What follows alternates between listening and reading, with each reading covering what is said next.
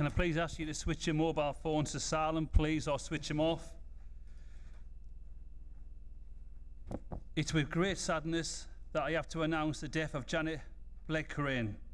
Janet was employed as a casual civic registration officer and was 67 years old and had been employed for 9 months. Our thoughts are with Janet's family and friends. Would members please join me in a minute's silence as a mark of respect?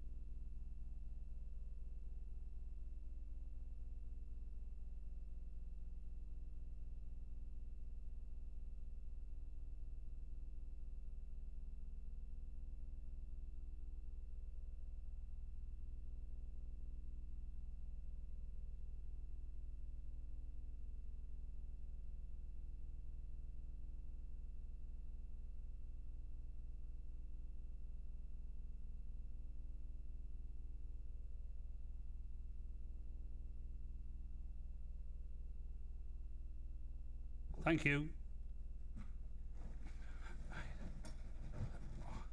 Right, apologies for absence.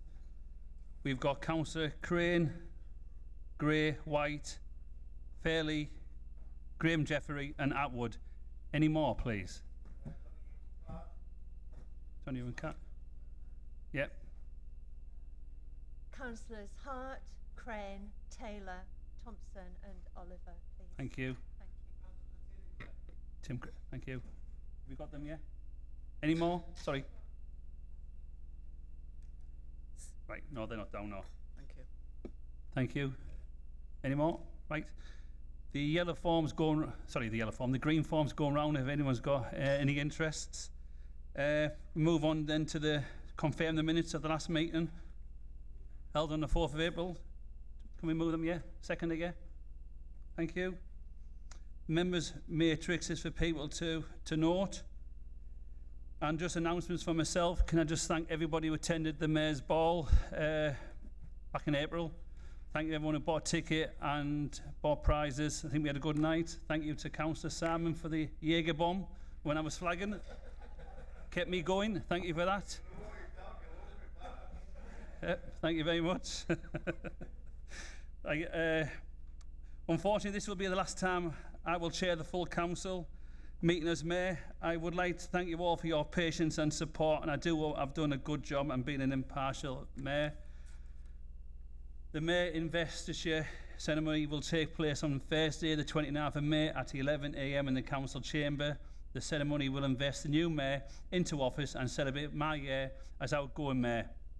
I've had a great year, which I've really enjoyed, so I do hope you will make every effort to attend the investiture ceremony to support myself and the incoming Mayor, who will be elected at the AGM.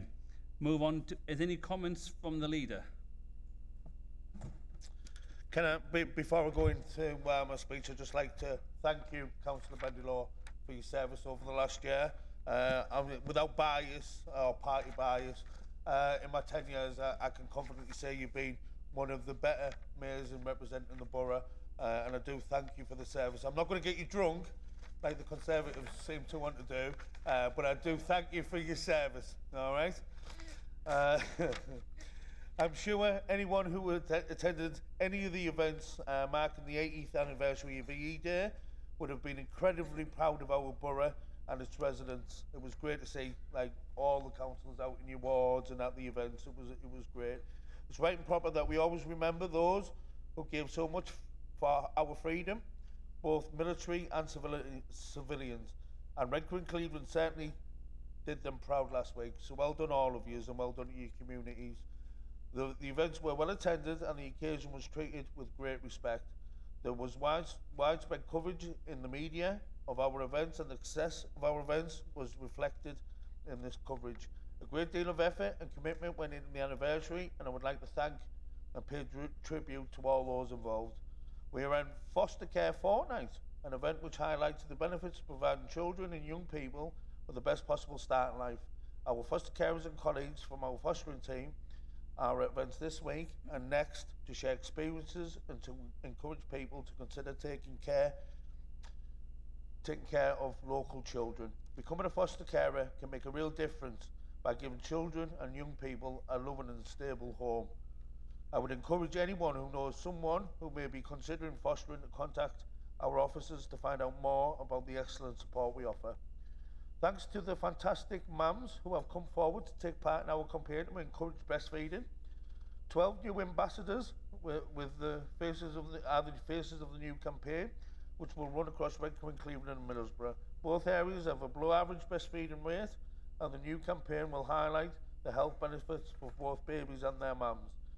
It was good news to see work again on the new family and cultural venue in Redcar Town Centre.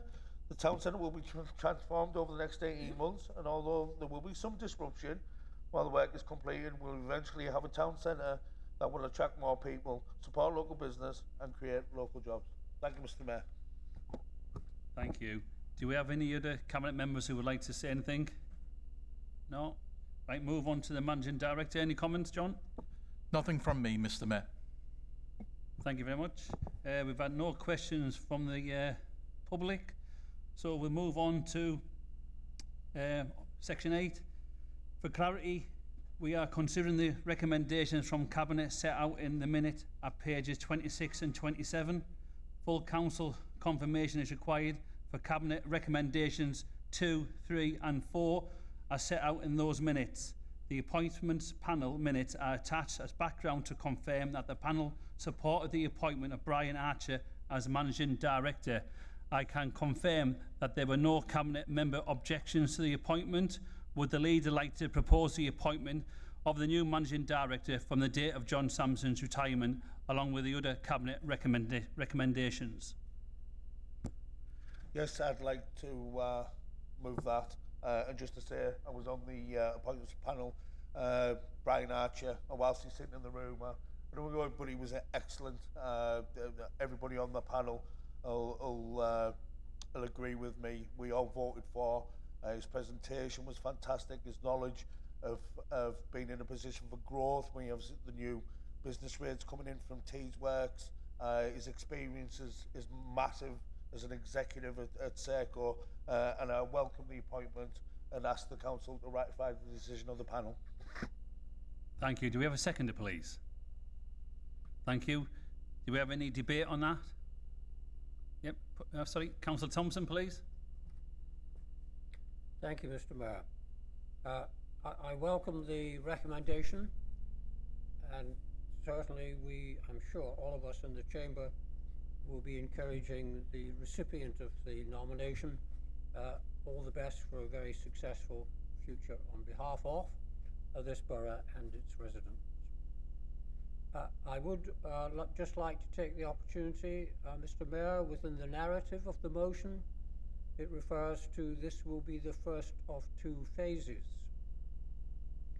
So I do hope that the second phase is imminent, and within it will be a long overdue opportunity to review where Countryside sits in the management structure.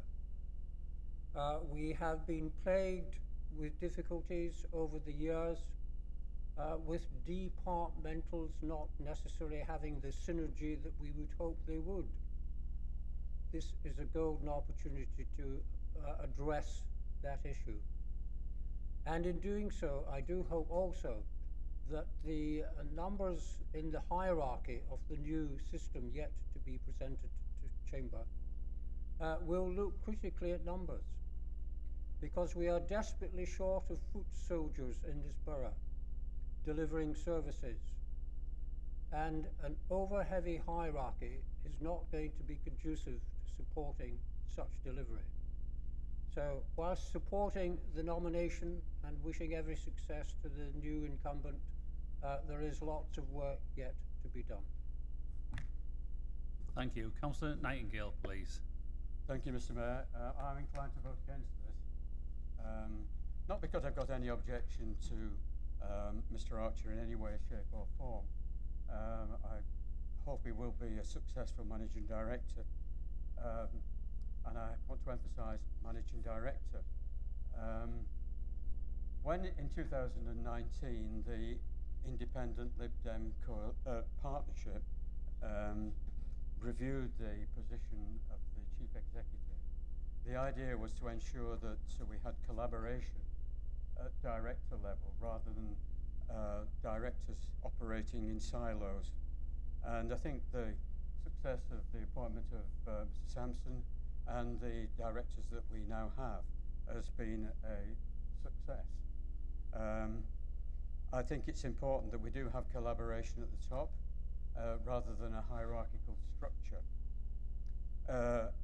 This report we're asked to approve today is effectively asking us to vote in principle without any details, and it's always important that we do know exactly where we are going in these sort of situations. I think it's important that we are aware of whether there will be additional costs embodied in appointing new members of the executive management team in terms of new directors and so forth. I think until I get some sort of assurance from the leader of the council, I would certainly be voting against this, because I want to make sure that we have, before we get the review, an assurance that the sort of a management structure that we have in place and had in place is maintained. I don't think it's necessarily not the time to have a review. It probably is after 5 years or so. But I don't want us to get into a situation where before 2019 we seem to have a reshuffle and a reorganisation of the management structure almost every quarter of the year. I think it's important that we respond to the challenges that we face at the moment, but I want to be absolutely assured that the management structure that we produce in the second phase of this review is maintaining a collaborative structure, one that allows things to get done and is going to be successful in terms of achieving the financial and other sustainability of the council services. Thank you. Councillor Davies, please. Yeah, thanks, Mr. Mayor. Yeah, I completely agree and second basically Councillor Nightingale's thoughts. I know that when I was on the appointments panel and it was suggested that we change the role, I think I even said in that meeting at the time, oh, hang on a minute, let's not be too rash, because I know that would take a lot more debate, given that the idea was that we got collaborative working amongst the directors. And any change in role back to a chief executive would probably require some more detail and some more work around that to see whether or not that worked for the council in terms of finances and also responsibility. Thank you. Thank you. No more speakers. Councillor Brown, do you want to any comments, or do you? Yeah, I'd take guidance from John or the monitoring officer in terms of phase 2. We're still going through the process, aren't we? And there's a post out for. Well, I can assure Councillor Nightingale that the process will save circa 51,000 a year, and that the structure will be, I'd say, more fluid. There's a bit of duplicity. I'm not criticising the Lib Dem coalition and the decision making, but I'd say it's a little bit more fluid, and we're avoiding a little bit of duplicity while saving money and bringing a salary for the managing director, chief executive, whatever you want to call them, that will compete with the marketplace once Brian retires. And we're now in a position to be able to compete with the regional councils around us.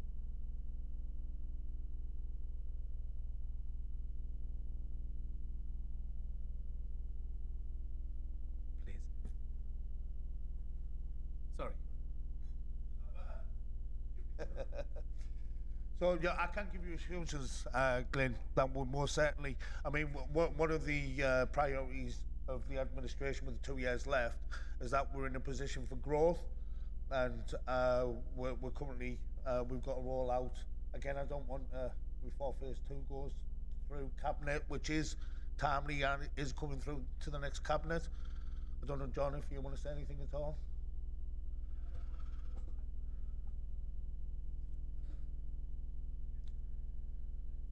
The point I was trying to make, that if we have a chief executive and there is a structure that we don't know about below that, rather than the collaborative managing director and directors working with him, that will mean that we will need to appoint a director of growth, a director of resources. That Just to save us all time, the man. Well, I still take a lower. All right, okay. I mean, sit down. I mean, that will mean there will not be a reduction in costs unless there are going to be lots and lots of changes in middle management below that structure. It is absolutely essential that we know what we're voting for.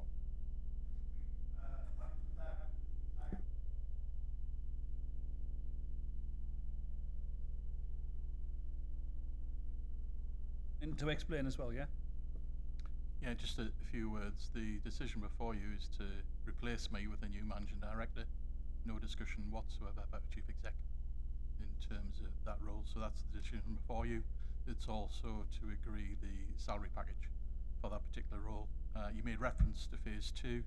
It's right that phase 2 is done by the new managing director moving forward. It's inappropriate for me to set a structure for the future as I'm leaving the organisation.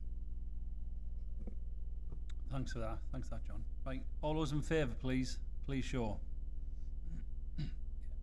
That's carried. Thank you very much. Right, move on to portfolio reports. Councillor Brooke, please.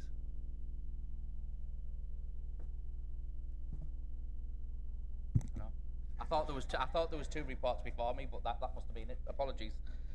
Mr. Mayor. 2 seconds, Councillor Brooke. Councillor Smith, Councillor Davies, can we have one meeting, please? Thank you. Yeah, thank you, Mr. Mayor. I would just firstly like to echo the leader's thanks to yourself for a year of great service to the mayorship and great chairmanship to this chamber. So thank you, Councillor Bendelaw. Firstly, I would just like to recognise the work of the Neighbourhood Services team, who provide key free frontline services 365 days a year, usually in very challenging circumstances and on many occasions outside of normal working hours. I also want to extend a special thank you to all the volunteers of all types across this borough who support the work of my portfolio and make a real difference in the communities where they live and the quality of the local environment. I'm not going to continue reading my report because you will have all have read it, but I just want to highlight some key points that I think are important. As you will be aware, there are some significant changes resulting from new legislation that will have an impact on the services delivered by the portfolio, especially relating to the way we manage the borough's waste. The team are currently planning for the implementation of separate food waste collections, which will be implemented from April 26. Understanding the requirements of extended producer responsibility and the impact of the emissions trading scheme from 2028. All of these have a significant impact on operational arrangements, income levels and service costs. We'll still be working through this over the coming year, so there'll be a lot of this discussed through scrutiny, and it's just something that all members across the chamber need to be aware of. I would just like to also raise the amazing work and the recruitment of our new arborist officer last year.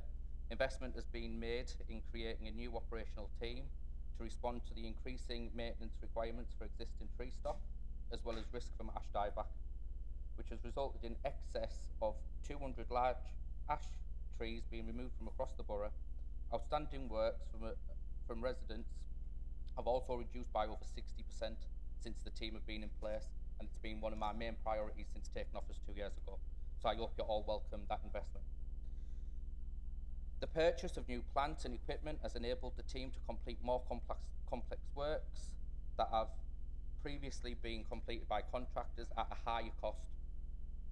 The in-house expertise has been hugely beneficial in the case of the recent storms, including Storm Dara, which resulted in significant emergency works being carried out by the team, supporting our out-of-hours emergency response, the dedication and hard work of the Clean and Green team. The Arbour team and colleagues in Highways teams have been recognised as part of the Council's reward and recognition scheme, with them being awarded Team of the Year, and I would just again like to thank them for all their amazing work and hope the Chamber supports that. I would also like to raise our children's play areas this year. As I stated within the budget, it is the best year in over a decade where the neighbourhood's portfolio has not seen any cuts or cost-saving measures, and I welcome that, and I think it can only be a positive thing. We have managed to invest 260,000 or commit and invest 260,000 into our play areas, which is much needed, but we need to go way more. There's so much more to do. The budget allocation and external funding, the current programme of play provision areas include South Park, Derwent Park, Flats Lane, Coast Road, Liverton Mines, South Avenue. An associated element crucial to the safety of playgrounds is the provision of safety surfacing for play equipment over a specified height. Therefore, there's also a resurfacing programme which has been committed and includes the following sites: Marine Parade, Holyhead Drive, Station Lane, The Avenue, Cleveland Street, Lazenby Play Area, Nunthorpe Play Area, Catnab, Lilac Close, Whale Hill, Eston Rec, King George V and Westgate.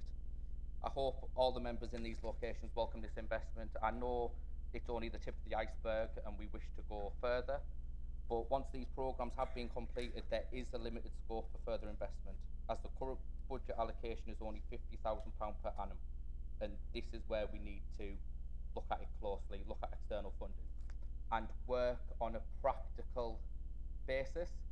We all want the best for our communities, we all want the best player parks, but we've got to think smarter and spend the budget we've got to benefit the residents.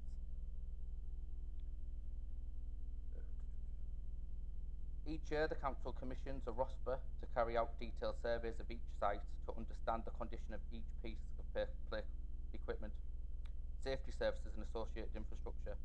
We have also asked them to give an indication of the play value for each site and its look and feel. Now, what's not in my report is, what shocked me is,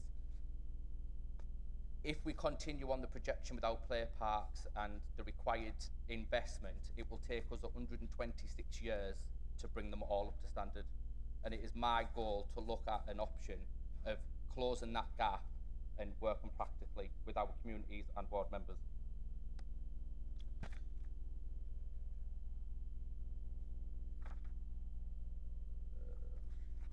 And I'll take any questions. I'll finish there, Mr. Mayor. Thank you very much. Councillor Corley, please. Thank you, Mr. Mayor, and thank you, Councillor Brooke, for your report. Can I just ask, within your report you talk about fly tipping. Have we got any data on where Beyond Housing are with their stats on fly tipping? Especially my ward looks really good for fly tipping within your report. However, myself and Councillor Powley are constantly reporting fly tips and clearing them due to the fact that our land's pretty much 50-50. Also, can I ask as well, and I thank the fact that we are putting money into our children's play areas after many years of lobbying to have that improved, and I was glad to hear it at the last scrutiny meeting we had, that that's the case for South Avenue. So am I right in thinking the money that's separate is for play equipment, not the flooring, so the floorings are separate? So when we replace that, thank you. Councillor Brooke. Yeah, thank you, Councillor Corley. The first question regards to the fly tipping of Beyond Housing land. Obviously, last year there was a business decision made by Beyond Housing to take their fly tipping in-house and not continue the contract with the council. Unfortunately, I wasn't able to get their figures ready for today's report. However, it's something I have raised. I've invited Beyond Housing to our scrutiny to be able to give an update and a clear picture on that. And I will ensure that any future updates will include both, so each ward can get a true picture of the issues that they face. Regards to your question regards to the play park, the budget allocated to the play park in your ward is for refurbishment, and it does not include resurfacing. That is a different programme. Thank you. Thank you. Councillor Kay, please.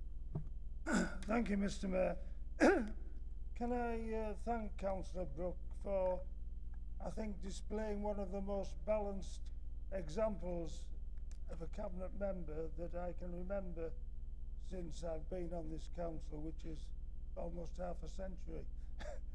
So you're doing a good job.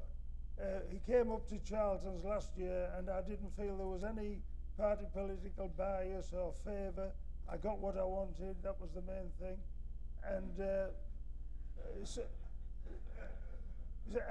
I, you know, I was delighted with the balanced and fair way he conducted himself.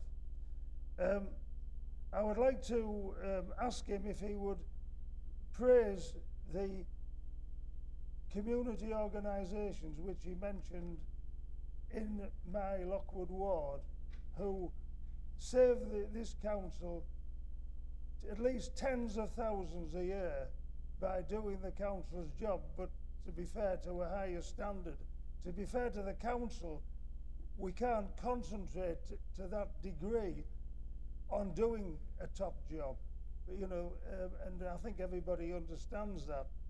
The particular organisations involved and who are achieving these things, we have had others in the past, no doubt others will develop in the future, but at the moment, the ones who deserve particular praise are Moorsham in Bloom, Little Moorsham, Green Fingers. For those who don't know, by the way, Moorsham and Little Moorsham are two different places.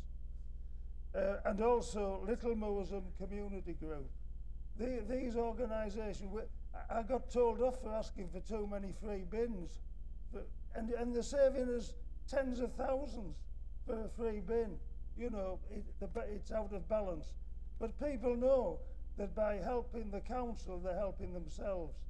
And, you know, again, I say that Councillor Brooke has been very helpful in every way.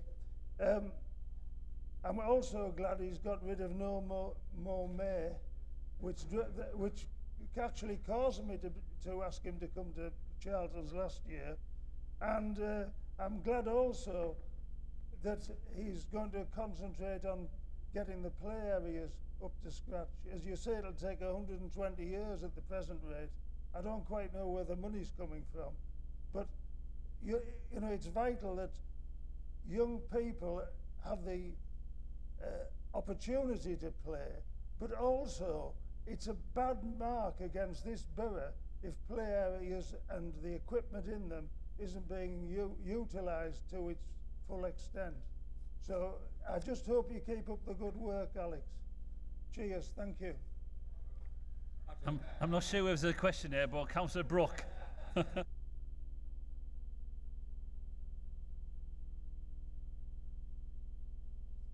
Yeah, thank you, Councillor Kane. Thank you for your kind words. I thank all our voluntary groups, and coming from a voluntary background myself and running a charity, I know how vitally important it is. And yeah, I don't know what else I can say, but what I will do, there's too many to thank. I'm more than happy to come down and thank them in person. So if you want to make them arrangements, I'm more than happy to do that. By no means, and everyone will appreciate this, I can't promise that the funds will become available to fix all our parks within the time that I have left within this post.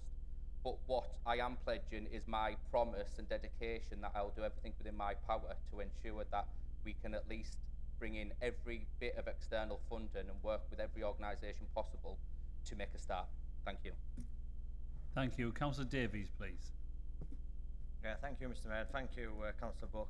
I just want to pick up on a few bits. Mainly that your portfolio impacts on everybody. So you've got the worst one of the lot, I would always say. It's the one that impacts on everyone's daily lives: parks, bins, beaches, drains, public safety, just to name but a few. Some of the things that I've picked up on when I've read through it, though, and you'll probably agree with most of these anyway. 5,317 fly tips last year. Now, you know, I've been very conservative. If it costs £100 to clear, that's £500,000 last year on fly tips. So, you know, that's something needs definitely to be done with that. That's money that could be invested in the play areas that we're looking to get sorted out. Now, enforcement is a key tool by this council, which I believe we're ineffective at doing, whether that's down to the fact that we haven't got the staffing to do it or we haven't got the money to do it. But enforcement is the only way that we can crack down on this and make a difference. In relation to that then, I think it was last year, there was a commitment to getting some rapid response teams out on the ground. How far away are we from getting them? Because I don't actually know if that's even happening yet. Or it's maybe happening, but we've only maybe got a couple of people doing it. Again, mentioning Liverton Mines, thank you everybody that came up when we had the site visit up at Liverton Mines. Just wondered if you could provide an update of anything that's happening after that, especially in relation to the allotment site that we were walking around and having a look at. With regards to flood relief, as you've mentioned it there, and the fact that we're forward planning all the time, obviously Loftus, my ward, is the furthest away, and we have suffered quite a bit recently over the years in terms of flash flooding on streets and river, shallow riverbeds, if you like. Now, we have been asking for this for at least a couple of years about putting a shed on some council land so that we can have some sandbags locally that can be accessed quickly, because of the rate it floods dead quick anyway, to get it close by so that we can get there and get stuff out and protect people's businesses and properties very quickly, rather than waiting for it to come through potentially flooded waters at Carley now and everything else. So by the time it gets to us, I think it was quite comical, because we had Luke Meyer, before he became MP, out in the sunny afternoon after the flooding had already finished, putting sandbags out, getting his photo taken, which I thought was quite ironic at the time. But you know, it was well late in the day for that. And then play areas. Now, I noticed that Liverton Mines coincidentally was mentioned in your play area list, but since then it was the subject of an arson attack, and we reckon, well, we're pretty certain, because I think it's been dealt with by the police, hasn't it? It was done by kids themselves. But have you got anything in the pipeline to try and get sorted out what's been damaged? And I know that we were talking about getting something set up to have to get some more equipment up there, but if you can provide us an update with that, that'd be grand as well. And thank you very much. Just before I bring Councillor Brooke in, Councillor Martin will be the final speaker, all right? Councillor Brooke. Yeah. Please just remind me. I'll start with the play park, with that being the last one. There's still a few things that we're looking at regards to improved lighting, possibility of CCTV.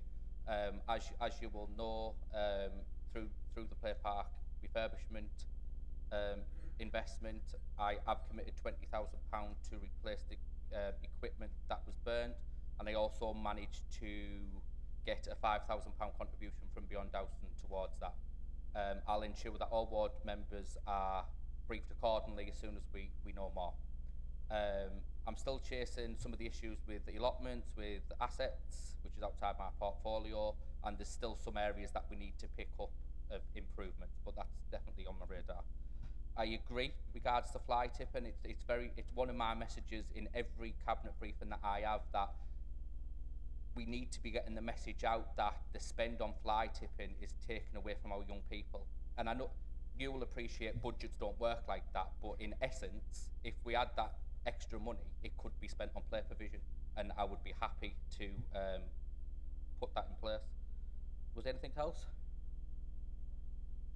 Enforcement. It still remains one of my priorities, and this comes up every other month around enforcement, and everyone will appreciate, we like to take the educational route as much as possible. Where it is around fly tipping is there's a lot of red tape and legislation, and it's not always an easy win. I am challenging that. We are looking at that, and I was aware within my portfolio, in my report, the fixed penalty notice looked quite low, but I did bring some extra information with me just to give numbers for enforcement that over the past year, 7,970 parking fines were also fined alongside them, to show you the efficiency and effectiveness of our current enforcement team. By all means, myself and this administration would love to increase our enforcement, but that is only achievable if and when that resource becomes available. But it's always on my radar, I'm always raising it, and if them improvements can be made, rest assured it will be. I think that's it. Yep. Thank you. Councillor Sullivan, please. Yeah, thanks, Mr. Mayor. And on a personal level, I'd like to thank you for your fairness this last year. It's been good to see. Point 2.1 on page 30. 24,000 people have subscribed to the green bin collection. My question is that 24,000 above or below the expectations initially? And also, those that aren't subscribing, why do we think they aren't subscribing? Also, on a personal level, and you've probably seen my emails in recent weeks, time and time again, mine and my neighbours' bins are being missed by the bin crews. Now, I know I live, and where I live is an alleyway, and I can understand why they would be missed, but from my own personal view, surely these bin crews know their routes. So what assurances can you give to me and my neighbour that going forward for a service that we pay for, £40 a year, that them bins will start to be collected regularly? And one final thing, just on CCTV for upgrading, is there anything in the report regarding Normanby, and will that be getting any upgrades on CCTV as well? Councillor Brooke. Yeah, just to come in on your first question, regards to the 24,000 figure. So that was the sign up last year. So as the chamber know, our target subscriptions was 16,000. So obviously it was 18,000 over, and this year was 24,000, and we kept that the same even though we reached that last year. As you'll see in the report, at the time of writing the report, there was 22,356 that had signed up. We're well on way to meet the budget target. People sign up midway through for whatever reasons. When we done this, we do factor in and we look at the national picture of authorities that have done this prior to us. So within our borough, I believe there's 60-odd thousand properties. 18,000 of them are flats and properties that don't have gardens, so don't require the service. A percentage of residents will use free disposal at Dunsdale. Some will use green alternatives like composting, and then some will just find their own either cheaper third-party disposal or just find other means. Regards to mist bins, I'm assuming you mean garden waste. So this has been brought up. Obviously, we have route where things happen, we do get mist bins, whether they're free or charged. But the team will do everything they can to ensure every bin is collected. When I've looked since starting the garden waste collections this year, our mist bins has never gone over 0.5%, which is still a lot, still too many, but compared to other local authorities, they're at 2-3%. I think that is pretty good. But I will raise it with the teams and ensure everything's put in place, ensure the route ware's correct and the routes are all, and maps are all done. I believe that was everything. Yeah, so CCTV is still on plan. There's a bit of delay. Everything, all current CCTV is down to be replaced. There's new CCTV installations like the shopping precinct up in your ward. As far as I'm concerned, nothing has changed, but I will double check and just confirm with you. Thank you. Thank you. Councillor Brown, please. Thank you, Mr. Mayor. he was nice to me. You can take him off the blacklist now and start emptying his bin. I was very impressed with the tree felling team, the arbitrist that you took me to see yesterday morning. You made the brave decision to bring everything back in-house. I'm sure East Redcar and East Cleveland councillors will share the frustration over the years, and you know how long it can take to get a tree felled or even pruned. Can you just tell me what the rationale was for bringing it all back in-house, and have we seen an improvement since? Councillor Brooke. Yeah, so when I came into this position 2 years ago, I'd done a deep dive into every aspect of the portfolio. And with previous 4 years of being a ward councillor, I knew what the priorities and the issues were locally within my ward, tree maintenance being one of the main ones. When I come in, I seen that there was a significant amount of money being spent externally on contractors, and we only had 2 main contractors that were carrying out this work, so there was no competition for costings, so it was basically we had to pay what the rate was. When we looked at this and taking in the national picture of the ash dieback crisis that we're currently seeing, it became clear that our responsibilities had changed from previous years. It was a health and safety issue. So it made sense that bringing it back in-house, we're creating new jobs, which they've all been new jobs. We can invest and prioritise where the work needs to be, when and where, any day. As I said in my report, we've seen a 60% reduction in residents' backlogs of complaints. Over 200 major ash dieback trees have been felled to eliminate the health and safety risk and the liability for the council. And at the end of the day, it has brought a saving for the public purse, and that's all we want as members. Thank you. Councillor Kerr, please. Thank you, Mr. Mayor. Thank you, Councillor Brooke, for your comprehensive report. A huge amount of hard work that should be commended. Just going back to the green waste for a moment, it seems to me that we are about £70,000 down on the income from last year. So far, I understand we're only partway through the year. Is this possibly because we couldn't get people on direct debit? Surely, no. Partly, yeah, okay. And my second point, the antisocial behaviour hotspots, the first initiative in Kirkleatham, Ormsby and South Bank, you say that it resulted in a reduction in the number of antisocial behaviour reports. I would have liked more detail about that, please. So the numbers, the costs of that reduction, any learning maybe that we have taken to the next initiative that you have mentioned. Would that be possible? Thank you. Councillor Brooke. Yeah, regards to the sign up, just going off year to date, we are ahead of the sign ups this time last year. For whatever reasons, we will, and the national picture suggests you get sign ups halfway through the collection period. There's no questions or concerns that we won't reach the same target as last year. And yeah, it's going with it. It could possibly be some people have resorted to low maintenance gardens, so no longer require it. You've got to factor it all in, but the figures and the data at the moment tells us that the 24,000 figure will be reached this year. Going back to antisocial behaviour hotspots, I appreciate your comments, they're fair comments. I don't have that information on me today, but I will circulate next week. Thank you. Thank you. Councillor Thompson. Thank you, Mr. Mayor. Thank you, Councillor, for your report. Thank you for supporting volunteers. Without them, we can only guess what might happen. Thank you also for encouraging smarter thinking. Is that not long overdue?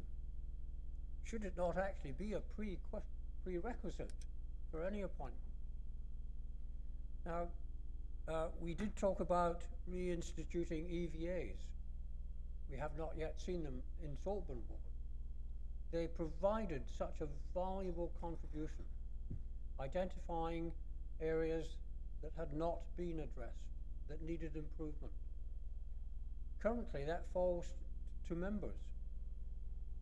I've never known a department like member inquiries for being so overworked, because the amount of inquiries that are being put through on a daily basis would almost tend to indicate that officers employed by this authority are going around blindfold.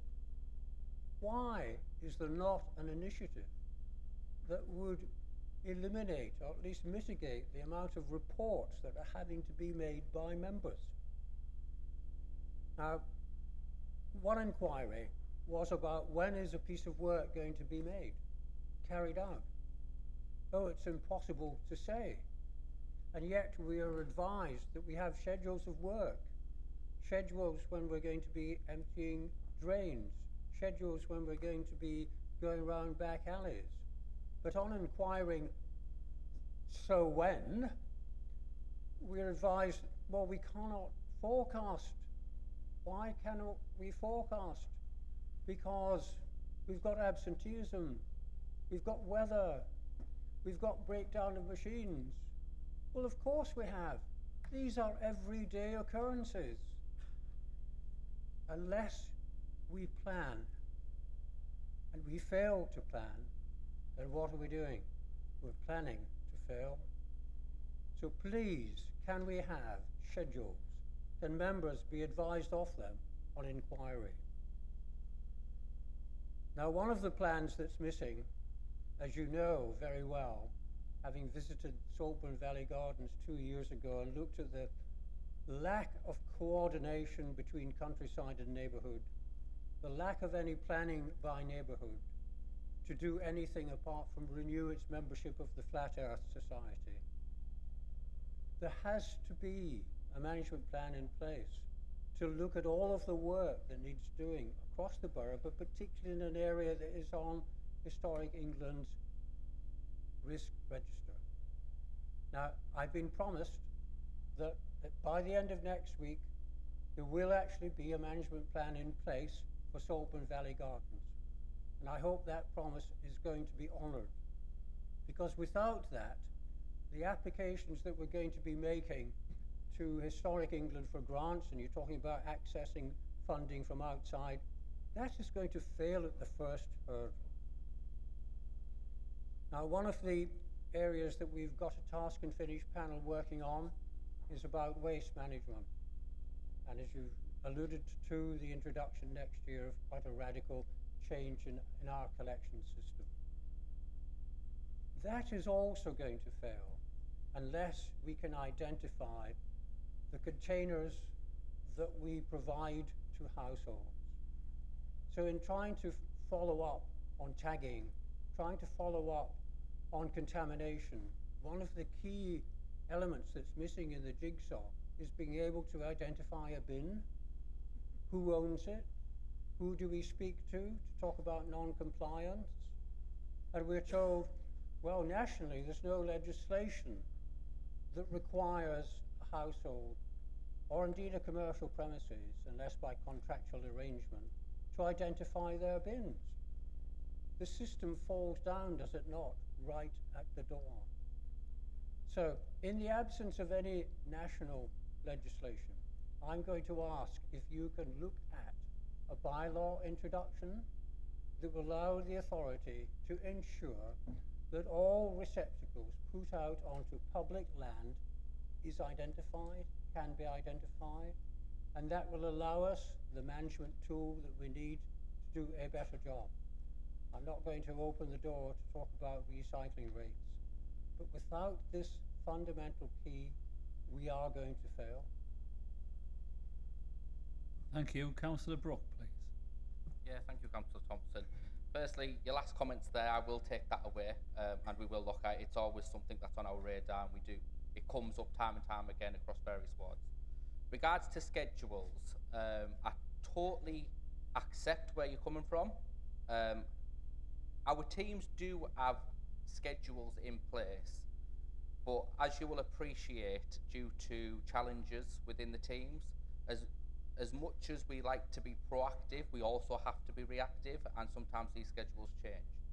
The last thing I want to do is put schedules out for members and residents, but then an emergency situation to happen that knocks that off, and then it's about efficiencies. So the portfolio, one of the big things we're looking at is there's still a long way to go with certain things within the portfolio area, and we're looking at efficiencies, effectiveness, smarter working. It's bringing it all together now that we're on a level playing field. I think everyone within this chamber will agree that we're in a better position now than we were 2 years ago regards to standards. And touch wood, I'm not jinxing that, because that could change overnight. But we're in the right direction, and I think that's a positive thing, and we'll take each step as it comes to slowly improve. The management plan for Saltburn, it's something that we've spoke about for the last 2 years. I'm confident that that will be provided, and yeah, I'll keep updated with you on that. Was that everything? Yeah, thank you. Thank you. Councillor Grogan, please. Thank you, Mr. Mayor. And firstly, I'd like to thank you for chairing this chamber for the last year, dealing with some of the challenging and tricky issues from us lot in the gallery at sometimes. So yeah, thank you very much.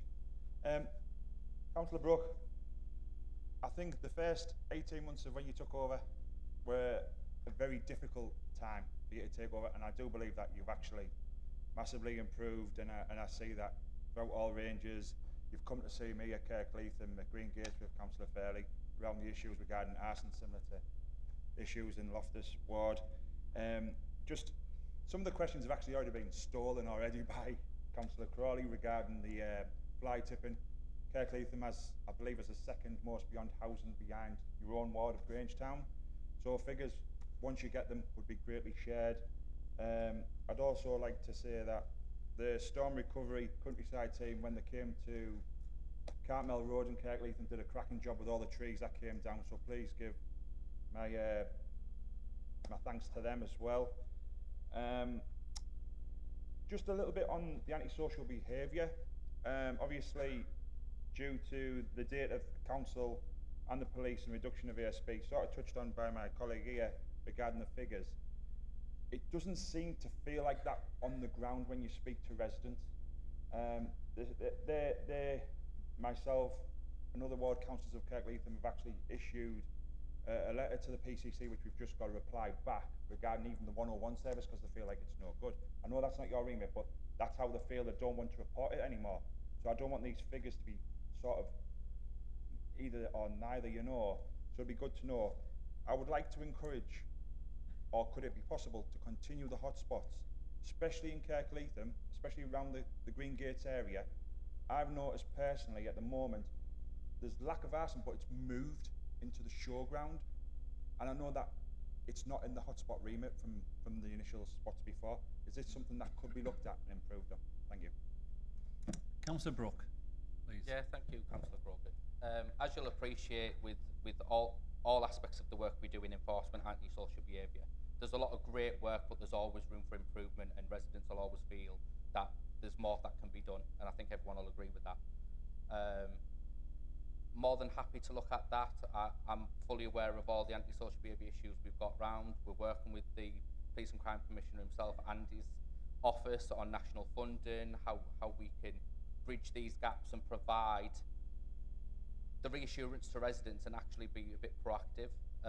I've done a night walk with Councillor Brown and our enforcement team and antisocial behaviour patrols around Kirkleatham Ward when we were at the height of all the issues, and I've seen it firsthand. So yeah, it's always on my radar, and we'll always look to put the resource where it's most needed. I think that covered everything. Yep, thank you. Thank you. Councillor Annaway, please.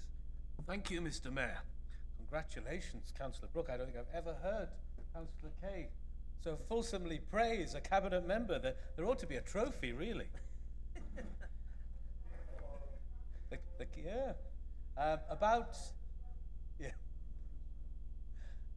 Twice. Right?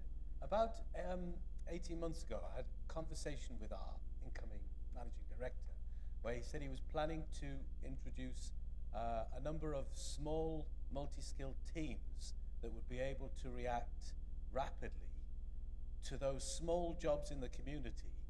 I mean, small in terms of effort, but sometimes quite important in terms of public safety and things like that, that are really, you know, the main interface between us and our residents. So I just wanted to know if you could give us an update on that, if those teams exist. Secondly, my commiserations, you seem to have ended up with the PREVENT programme to be responsible for, which, I mean, never as a programme which needed to bring all the groups of the community on board, been so good at alienating them. And I presume that's just a little paragraph because it's probably on its way out. So it'd be interesting to hear about that. And lastly, this was the only bit of Councillor Davies' questions that you didn't get to. Love Loftus Initiative has some funding for a small container to house sandbags and aqua sacs for rapid flood relief, which is obviously a very important issue in East Cleveland. But they're struggling to get permission for it. Is it possible to get the permission for it ideally before September? Thank you. Thank you. Councillor Brooke, please.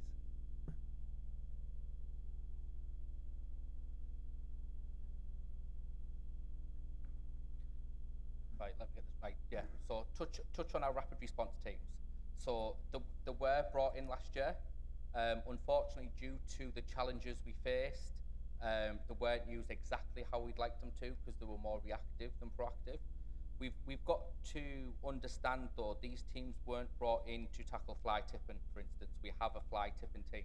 They were brought in to try and free up our street scene team to be able to continue with their weekly schedule to make sure things are maintained appropriately. So they would be rapid response to small fence repairs, graffiti removal, just to give that bit of flexibility and efficiency and ensure that we're not as soon as we pull our street scene teams off their schedule, the knock-on effect and the delay it creates is horrendous. So it was trying to bring that a bit of efficiency. This year round, they haven't launched because they have a dual role, so they are also our inspectors for health and safety of play parks. It was a dual role. We are looking at tweak it a bit. I feel that we could possibly move 2 over into our Arborit's team because that's some great work and we can take that further. So it's about that smarter way of working and putting resource where it needs to be. So they are there. Last year they didn't get to do what we envisaged them to do, but hopefully over the next year you'll start to see a bit more activity around that. What was the next question? Sorry, I've gone off. The PREVENT. Yeah, so regards to that with Loftus and that, so it's cross-portfolio. So with Councillor Quartermain being highways, flooding predominantly, and highways comes under himself. I have the community safety aspects, street teams, arborist teams, and also I sit on the Tees Valley Emergency Planning Committee. So yeah, it's very cross-board, and it's probably between both me and Carl we answer the question, so I wouldn't be able to answer the question fully. But between me and Councillor Quartermain, we'll ensure that yourself and the ward councillors are given a full update on it. Is that okay? Was there one more question?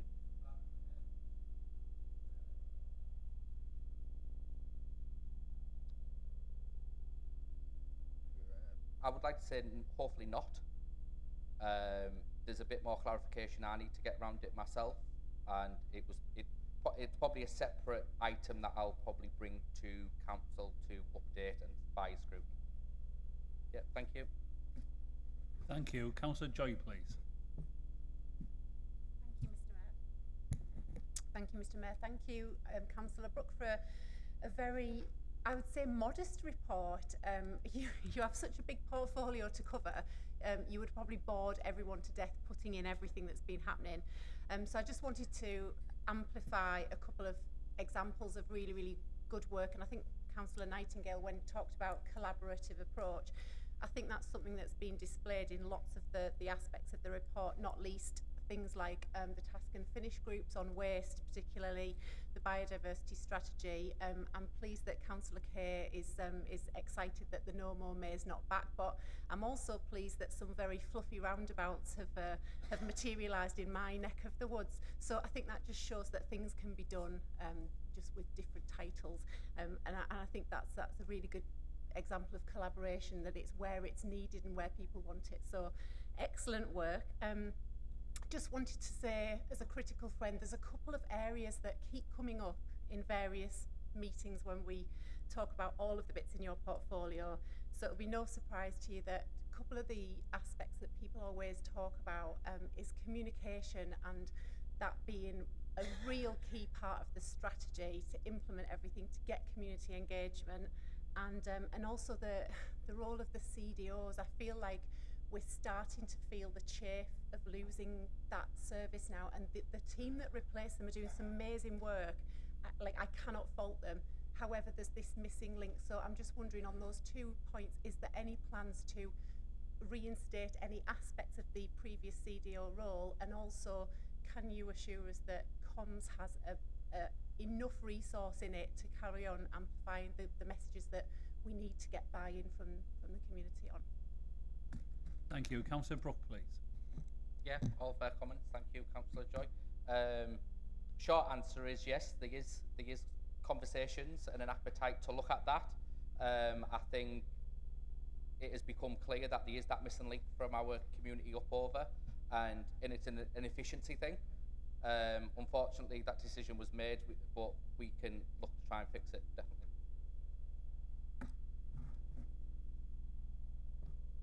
Everything all right, yeah? Answered, yeah? Yep. Councillor Martin, please. Thank you, Adam, for your report. Just a few items, really. It's been a few months now since you started tagging the blue bins. Obviously, I don't understand why it's being done, but where are we regarding the persistent residents who basically don't know how to recycle or find it difficult to recycle? Because I'm seeing the same bins out at months and end, and it's just getting a bit of a mess. When it comes to the fly tipping, which is sort of connected to this, obviously there was 5,000 you stated. How many of them fell into fines being given? How many were convicted for that? And another thing, when it comes to the parks, it's great that we're investing in parks, but what measures are we putting in place to make sure that the council's money is not being wasted in the troubled areas where it is high vandalism? Hence, that's why we haven't invested in the parks in the first place. Thank you. Councillor Brooke, please. Yeah, thank you for your questions. I'm just trying to, what was your first one again, sorry? Blue bins. Yeah, so since tagging,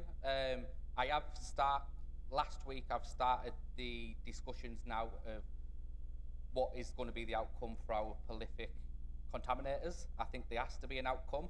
I think we've still got to continue the education and the tagging process going forward, just to ensure that we don't fall back. But for these residents and properties that we've identified, we need to look at ways that we can manage that. So that will come. Regards to, sorry, it's gone out of my head what your last question was. Play parks. I totally agree. And the ward members of the play parks, like Kirkleatham and other areas, we've had that conversation, and we said, obviously, we're committed to keep our play provisions, but if it was to happen again, then difficult conversations have to be had, because we can't be burning good money after good money. So them discussions will be had if it happens, but hopefully with the work, education we do, antisocial behaviour hotspots, enforcement, hopefully we can try and move away from these incidents reoccurring. But yeah, totally agree with your comments, the fair comments. So as far as I'm aware, but I will go back and reconfirm with you, but as far as I'm aware, since we've started the tagging, there's nothing being raised with me that there has been any high levels of recyclables fly tip that have resulted in fines or prosecutions. But I will double check just to make sure, but nothing major. Obviously, people that want to fly tip will fly tip. It's a culture and an attitude thing. But yeah, nothing overly concerned in regards to recycling since tagging. Thank you. Councillor Leroy. Thank you, Mr. Mayor. I thought we were getting back onto the incinerator when you talked about burning good money. So many gags that we could go with, and aren't there, after that presentation earlier in the week? 114 miles for Mr. Archer here to drive to work, for example. That was the distance to Leeds in the presentation. Can we get the question, please? Yes, Thank you. All right, no more gags. You press your button and you switch it off. That's why you question now, yeah. So, this is just to link up your two portfolios, actually, the two Grangetown councillors. So if we look at S106 monies, it's been an almighty battle in Mask with regards to playgrounds and being able to get funding for playgrounds. So back in the 2nd of March 2023, Councillor Morgan at the Planning Committee was trying to advocate for a playground there rightly. If we then move on and we go to December 2023, there was a different planning application which was for Silverdale Gardens, but the money that was acquired for playgrounds was right over the other side of Redcar. It wasn't local to the development, and it's leaving Mask and the southern side of Redcar bereft of decent playgrounds, or playgrounds that are in good condition, and also sports facilities. Also with the appeal earlier this year with regards to Silverdale Gardens, we tried to negotiate for playgrounds then, and that failed. And then just cycle routes for kids as well, and money for sports facilities. So my question would be, have you put any thought to producing a strategic plan between yourselves so that you can focus the S106 money, or even you could manage to shake a bit more out of these developers? Another example I could give you would be Lidl, built in Redcar. Local to that, there is another dilapidated playground, and Lidl contributed absolutely nothing. Although they didn't have to contribute an S106 payments, normally when supermarkets are built, and I know because my father was in the trade, you normally do pay the council some sort of goodwill payment with regards to building such facilities. Thank you. Councillor Brooke, do you want to answer some of that? Yeah, I'll answer what I can answer. Yes, as Cabinet Member for Neighbourhoods, I have raised with my Assistant Directors and Service Leads that we need to be challenging S106 for our play provisions in the local areas that then these developments are, and that is a fair comment, and by all means, that conversation between myself and Councillor Pallister is still to come, but it's very much on my radar. That's all I've got to say. Thank you. Thank you. I did say it was going to be the last speaker was Councillor Martin. Councillor Leroy did press his button and switched off, but I'm going to go to Councillor Jones because he's the last one to give you that. Since it's my last council meeting, otherwise you wouldn't have got in. Just saying.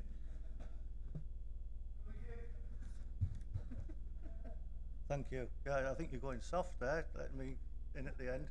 Thank you, Mr. Mayor. Thank you, Adam, for your presentation, for your portfolio information.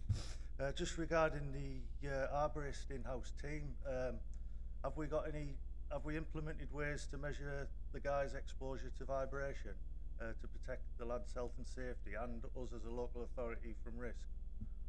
And regarding the thousands of ash dieback, I think I brought this up in scrutiny a year ago when I was talking to the lead officer on this. Are we going to utilise the byproduct of the ash dieback trees getting taken down and get some money back from the lumber, timber, logs, whatever? Thank you. Councillor Brooke, please. Yeah, I'm 100% confident that all these processes with regards to hand vibration and health and safety policies are already implemented within the council, and the teams take it 100% seriously. Regards to the byproducts and the materials from the arborist team, then conversations have begun, and our senior arborist officer is looking at ways to be able to bring some type of commercial element to be able to offset the costs of the team by selling wood chip or whatever that may be, but that is in the process. Thank you. And I did say you're going to be the last speaker, but I've got go on, sorry, what were you saying? The vibration, did you answer that bit?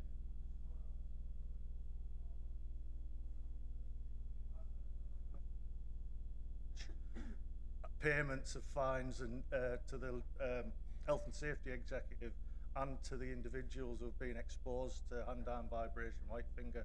It's a big thing with arborists that, like, if we haven't got the measurements in place to measure that we're not overexposing the individuals to hand-arm vibration syndrome, that will be open to big fines in the future. So it's imperative that we do measure it and actively seek to reduce it, because chainsaws are one of the biggest machines for exposure to hand-arm vibration. Thank you. But we should be doing that with contractors as well. Thank you, Mr. Councillor Mayor. Brooke, do you want to answer that? I am confident that this does happen, and we are limited and looking to reduce time spent on these this equipment. What I'll do is I'll go back to the team, I'll raise it, I'll get reassurances. That's not a problem. Thank you. Thank you, Councillor Brooke. Apologies, but I'm going to ask 2 questions as ward councillor. South Bank, the grass cutting and beyond. I'm getting ready for when I go that side. But beyond housing, have we got the grass cutting sorted out now? Because obviously, in issues in South Bank last year, I know you came and helped me, and we had negotiations with beyond. And the other thing is CCTV in South Bank. We've requested additional CCTV because of the amount of fly tipping. Do we know if they're going to be given, please? Yeah. Regards to grass cutting, touch wood. As far as I'm concerned, all grass cutting schedules are up to date. No forecasted issues. Obviously, Beyond Housing are a separate organisation from the council, but I will check in with them again. Obviously, that they have 2 contractors that undergo their grass cutting. Yeah, touch wood, everything seems okay, up to date. Regards to CCTV, now I can't recall additional cameras being requested for South Bank, so I'll double check that. But yeah, all original cameras will all be getting replaced under the CCTV refurbishment. There was a number of additional ones. There is a slight delay, especially around the Greater Reston area, with implementation and installation. So we're hoping that will be completed by the end of June. There might be scope after that to look at additional, because there might be a bit of room, but we need to get everything finalised off and see where we're at on the programme. But I can pick that up separately. Thank you. Thank you, Councillor Brooke. Thank you, very important, answering the questions. Move on to motions. Motion 1. Councillor Hannaway to propose and Councillor Evans to second, I believe. Councillor Hannaway. Thank you, Mr. Mayor. I first found out about this massive cut to the Adoption Support Fund when an adopter came up to me in Saltburn and said, did I know about this, which I didn't. And he has 2 adopted children who will be affected by this. They're already in the system, so the cut for their therapy is a mere 40%, whereby for new applicants it's 60%. And he said that he'd explained this to his elder son, who had said to him, does that mean I have to stop going to therapy now? So imagine being that child, imagine worrying about that. You might think he's been through enough already. Of course, it's not in the press, this, and I suppose that reflects that not a lot of people are troubled by the inner workings of the adoption system. And if you do play your part in it, like I went on the adoption panel when we still had our own Redcar and Cleveland adoption panel, well then it's too late. You've already read the stuff about children's suffering that you're unlikely to forget. Including in one case a baby who had been ripped so violently from his pushchair with the safety strap still on by his father. The father broke both the baby's legs. And when the baby was taken to hospital, the doctors discovered that the breaks were over a week old.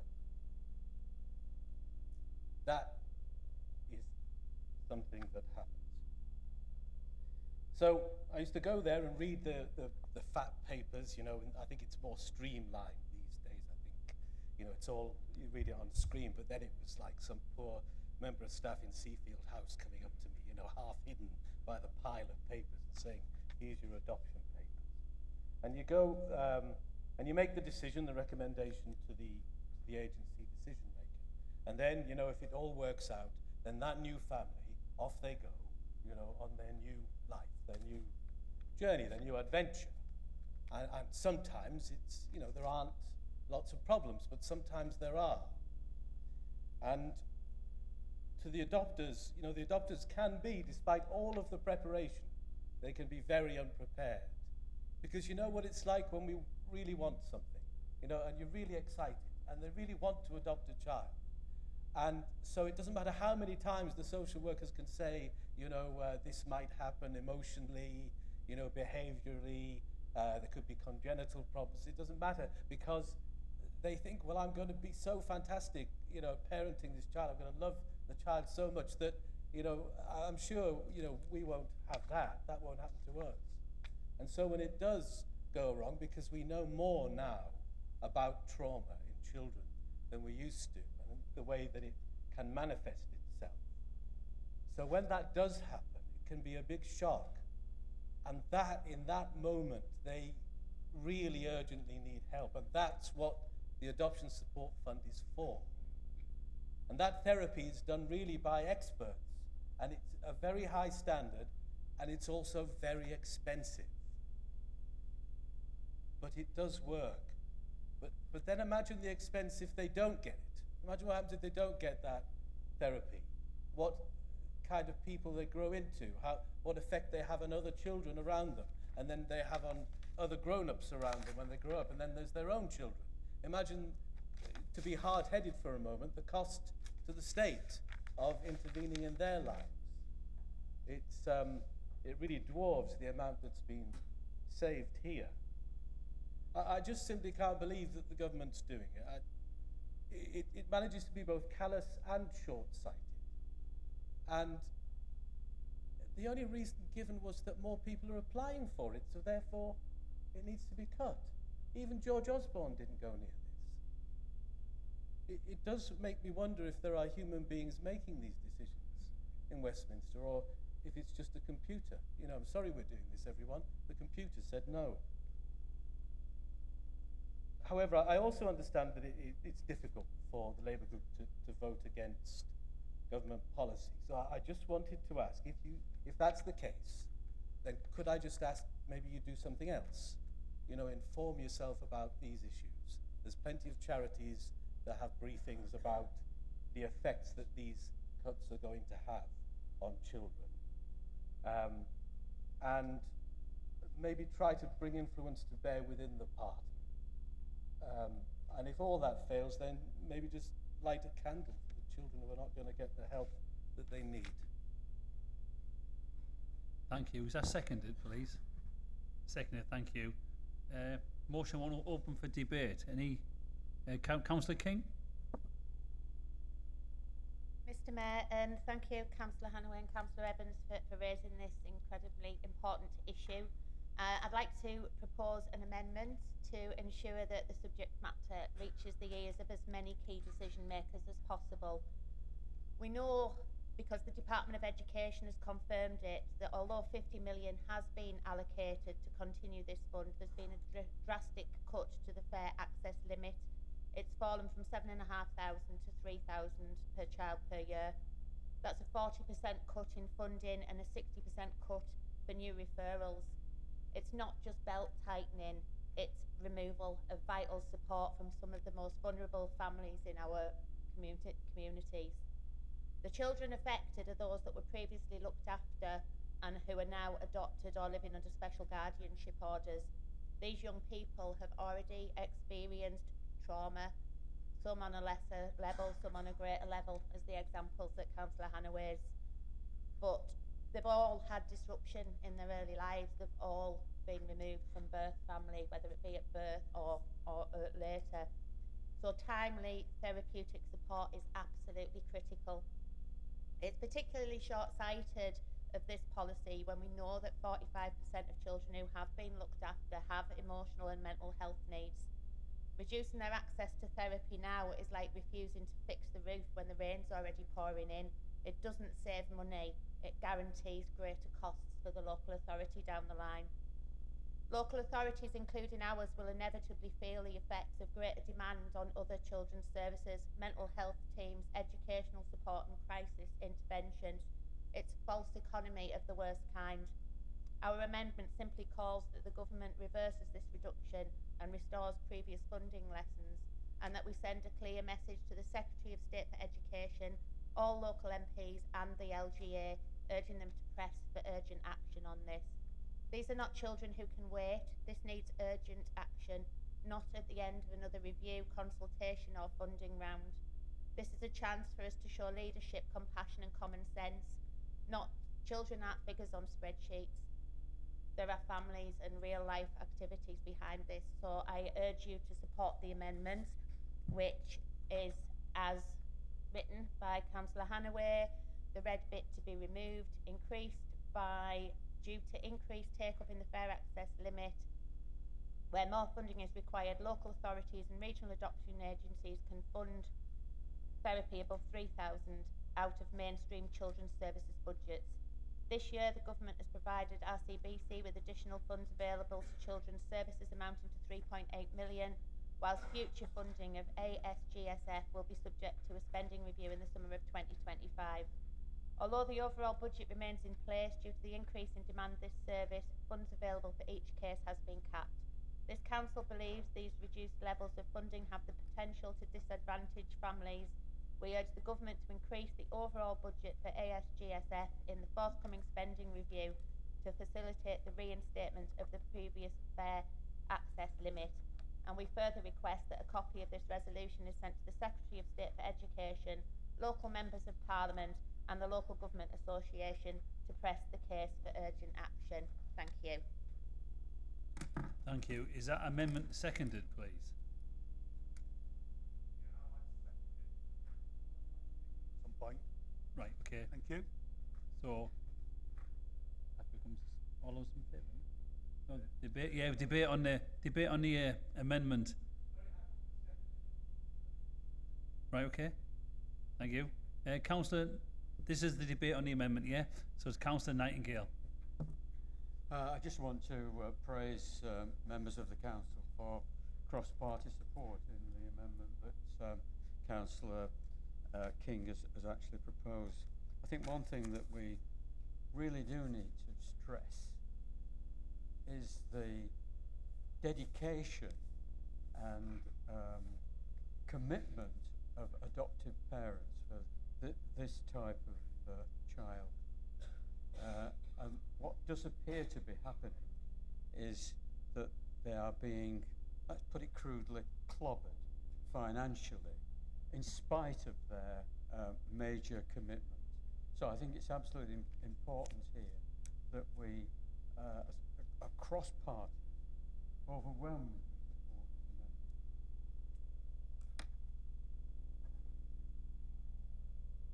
amendment. Right, I bring in Councillor Earl. You want to speak, Councillor, but your mic went off. Right, you were next, but then your mic went off. So do you want to?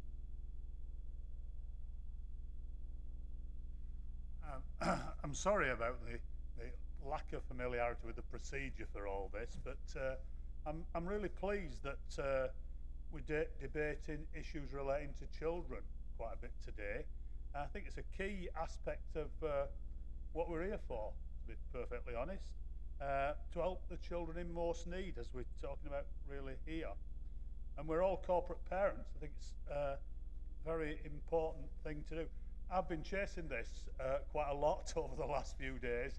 There's quite a lot of detail behind this that sort of not being quite as emotive about it, you know, and trying to get a solution really.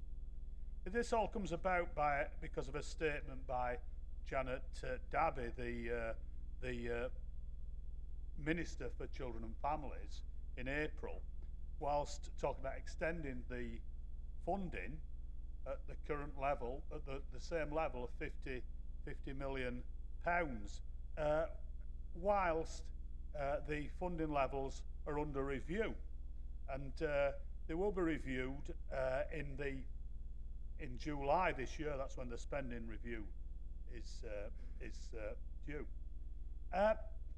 I've been getting the details about this actually, and this is not going to directly impact any children. This is not going to directly impact any children.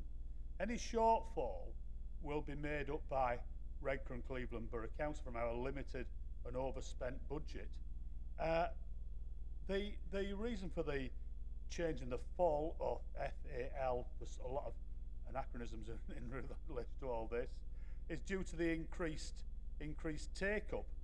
And it's fund, this fund comes from two different sources. Most of it is from Adoption Tees Valley, which is set up to cover the 5 borough councils.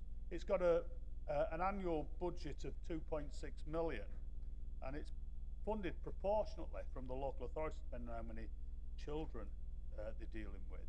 As far as Redcar and Cleveland's concerned, there are 96 families receiving this in the last year. The year ended at 31st of March 2025.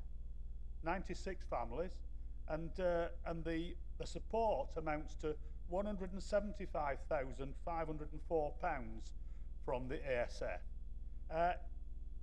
Recently, the SGO, that is the Special Guardianship Orders, are also able to apply to this. Sorry, it's a bit of a complicated. We can put it all together in a briefing note if you like.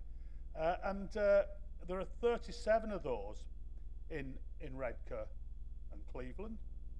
The majority of their therapy is under £3,000 per year at the moment, and all are under 4,000. So they get funding from other specialist assessment as well. So all the funding doesn't come from this source. So there may be small shortfalls, but there are not going to be massive shortfalls, and we will have to fund that from our increased general funding, or increase our overspend presumably. So, it's not going to directly affect any children. It's going to be reviewed in July, and I think that the amendment sort of balances the motion a bit more in regard to that. So happy to send out a briefing if people noting all that at some point. Thank you. Thank you. Councillor Earl, please. To support the amendment, what I'd also like to say is, whilst I know children will come up for adoption, it's vitally important that we keep on with the prevention work that we're doing, trying to keep families together, trying to address problems within the families so that children can grow up with their birth families. And this administration has put so much time and effort into prevention services, and this is a slow process, but I'm hoping by the end of this term we'll see a significant drop in the number of children coming into care.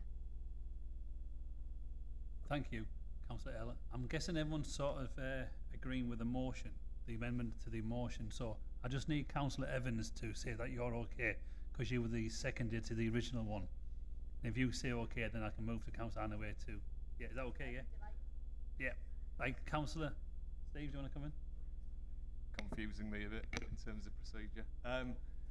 We've let the debate go on for the amendment, so I think probably now procedurally the appropriate thing to do is for Councillor Hanaway to sum up on the amendment, and then for the vote to be taken on that. Yeah.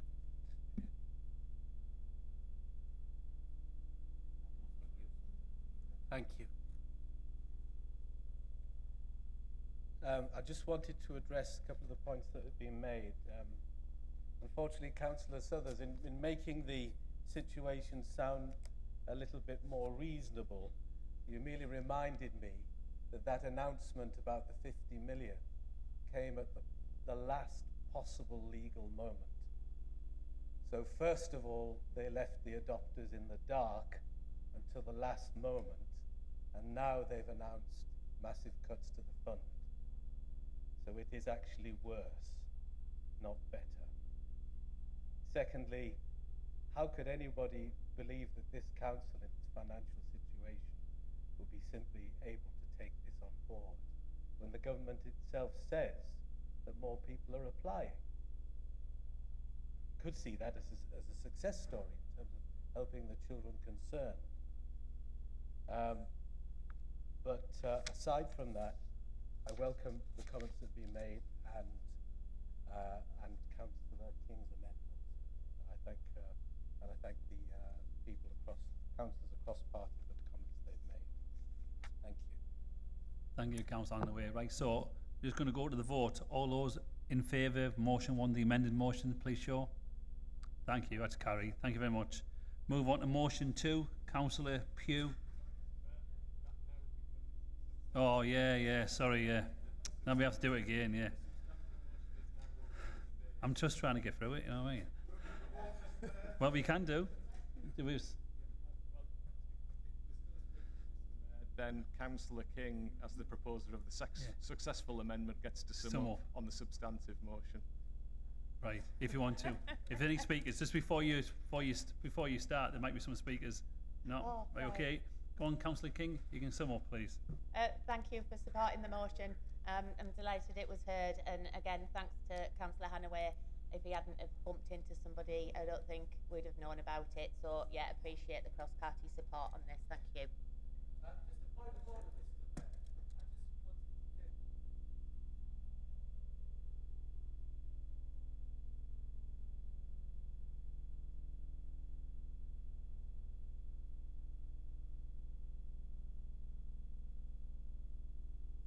Anyway, so the procedure rules are quite clear that the mover of the amendment has no right of reply to the debate on his or her amendment, and if an amendment is moved, the mover of the original motion has the right of the reply at the close of the debate on the amendment. So it's as we've done it today, rather confusingly.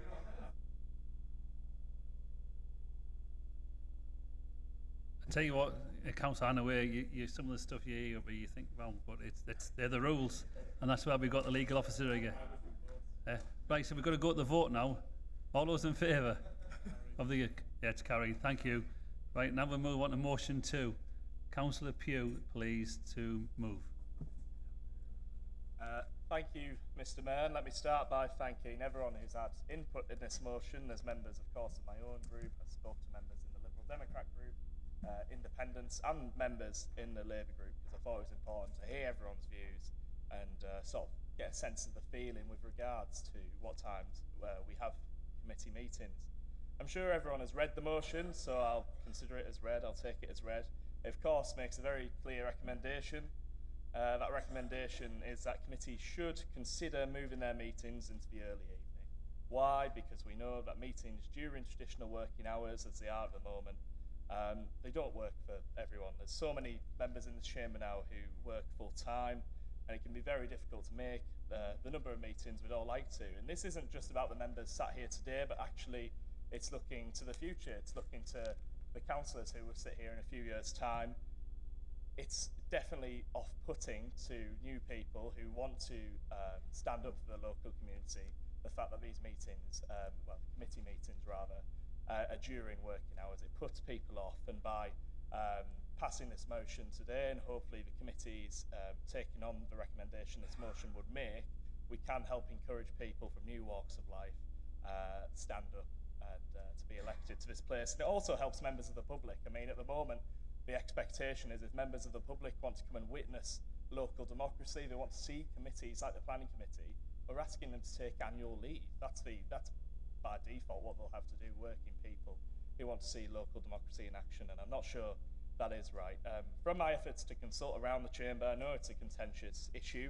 I do believe, to be honest, from my consultation, that if I was to put forward a motion today which actually didn't move the decision to committees, but actually forced committees to move their meetings to an evening, I do think it would pass, but that wouldn't be very considerate. I've heard, as I say, I've heard from all around the chamber, and there's some very good reasons as to why people want to keep committee meetings at the same time that they are now. And I suppose this motion is something of a compromise, and I hope those members who would like the meetings to stay at the time they are now accept that that's a compromise, and hopefully we can meet somewhere in the middle. The last time, to my knowledge, that this was discussed in the chambers, a motion was about 10 years ago. Councillor Chris Massey, I believe, came with a motion, and it didn't pass. But the makeup of the council has changed since then. I think the mood's different. I think we've got a real opportunity today to make progress in a fair and reasonable and a considerate way. We're one of the few councils left which hasn't made this change to better enable working people to take part in local politics. So let's make it today. Thank you, Mr. Mayor, and I put forward the motion. Thank you, Councillor Pugh. Is that seconded? Thank you. Motion 2 up for debate. Councillor Massey. Thank you, Mr. Mayor, and thank you to Councillor Pugh for bringing this motion. He is correct. I did try this 10 years ago and was roundly criticised for doing so. So I think the way that Councillor Pugh has suggested forward, which is a compromise, as he said, is really sensible, because there will be different views around the chamber. But I certainly know from working with Councillor Pugh and other TS6 colleagues on both sides of the political divide, the majority of us work, and it can be very challenging to get to numerous evening meetings. We heard this yesterday when not yesterday, was it Tuesday? When we had the special council meeting, how difficult it was for people to get there. We're asking people to come in 2, 3, 4 times in a week, which is nigh on impossible. You don't have the annual leave to do it unless you have a very understanding employer. I think it's a very difficult thing, because I recognise some of the challenges some of our colleagues in East Cleveland might have, particularly in winter evenings, etc. But my own personal view is, given that this is going to go to committees for their interpretation and view, is that it would be nice to see, if you were a working councillor, that there was a committee or committees plural for you to be able to attend after working hours, so that you could put yourselves on those committees and do a full job on the council, which might be very difficult to do if you currently work. I think hopefully we can get a compromise where some committees might shift to an evening, but some where it's better for people to stay during the day could stay during the day. But I certainly think this is a step in the right direction, and I'm very grateful for Kurt for bringing this, because I didn't dare do this again, Kurt, so thank you. Thank you. Councillor Brown, please. And I know why. That was my first ever business meeting. 2 hours. The old school Conservatives and the old school Labour argued over the time of the meetings, and I was like, what? And then he walked out. But yeah, the makeup's very different. Most of my group work, most of your group work, most of the you know, we're all working people, and the makeup's very different. The Labour group wholeheartedly supports your motion.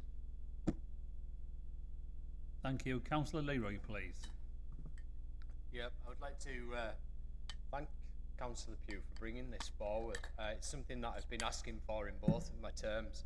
I think it would lead to greater scrutiny, certainly, because you'd have members of the public being able to attend. If you think about planning committee, for example, where you have whole communities who are affected, and then some of these items go through with only 2 or 3 people in the audience, and then we get a load of emails after going, well, what about this, where people haven't really heard about it, they haven't been able to put their point forward. It just assists that. I actually do know some councils who have all of their meetings on an evening, and they do have greater participation. There's also another piece here in terms of, you know, as councillors, we're not supposed to be professional politicians.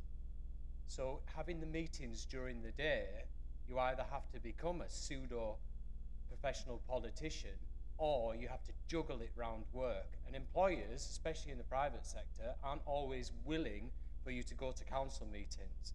And then we end up with this selection of councillors between retirees, people who maybe are in a comfortable position where they can work remotely, and those who are in political jobs. But it would be really great in this council chamber, for example, to have an active primary school teacher, an active secondary school teacher, someone who's actively working day shifts over at Teesworks, for example, because it would add to our debates and perspective, and we wouldn't get a very, well, a narrower viewpoint like we maybe have here.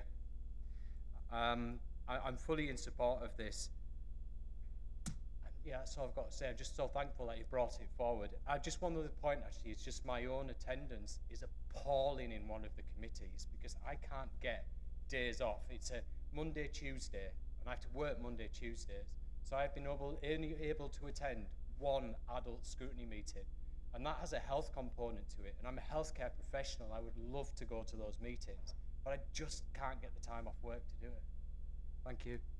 Thank you. Councillor Grogan, please. Thank you, Mr. Mayor.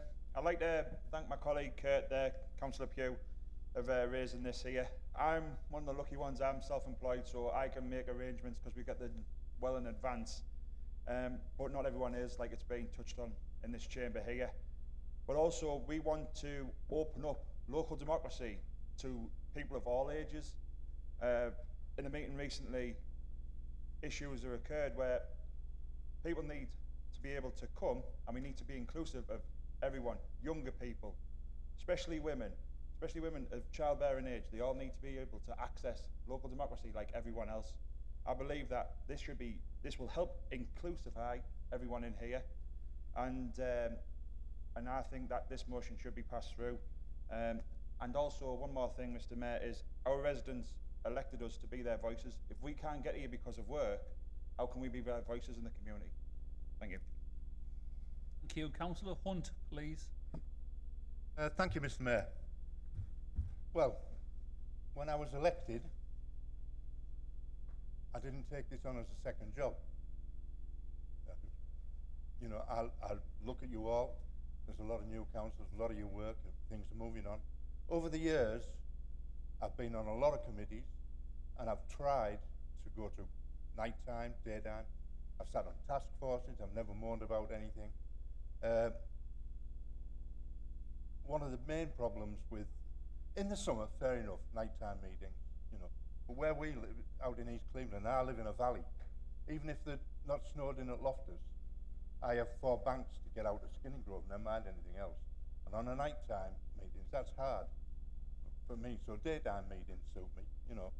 But I still think that when you work, if you stood for council, you should have made arrangements with your work, and you know what you're putting yourself up for when you come to council.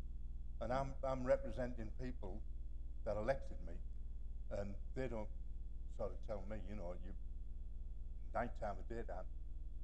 I have to come. Now I'll continue. This will go through, and that's fair enough. And I'll continue to come if it's on a night time. I'll do it. I'll come. I've come to everything, and I try to. But on principle, I'm going to vote against it. So, thank you, Mr. Mayor. Thank you. Thank you. Councillor Clark, please. Thank you very much, Mr. Mayor. I'm surprised that this has actually come through. It's been done before, and it's failed miserably. You're asking people, as Councillor Hunt said, maybe to come out in the winter time, you know, when the weather could be really bad, and he's talking about increasing democracy. I'm surprised that nobody's ever actually mentioned about the government's advice on this, which is on the gov.uk site. And if you go on there and look under time off work for public duties, and it says local councillor, and it's asking you, as an elected representative, to go to your employer and ask them for reasonable time off work. I did it when I was working, and I was allowed 2 weeks off work, fully paid. Other members years ago, and I'm sure Councillor Kerr and Councillor Nightingale remember, members from British Steel were allowed time off, but they weren't paid. Those people who are self-employed, you've got to remember where you're getting your allowance for. So if you're, for example, running a shop or owning an organisation, and you're going to have to get somebody to stand in for you, there's your allowance. That's what you're getting paid to do. So I'm really, you know, it's surprising me that this has actually come up again.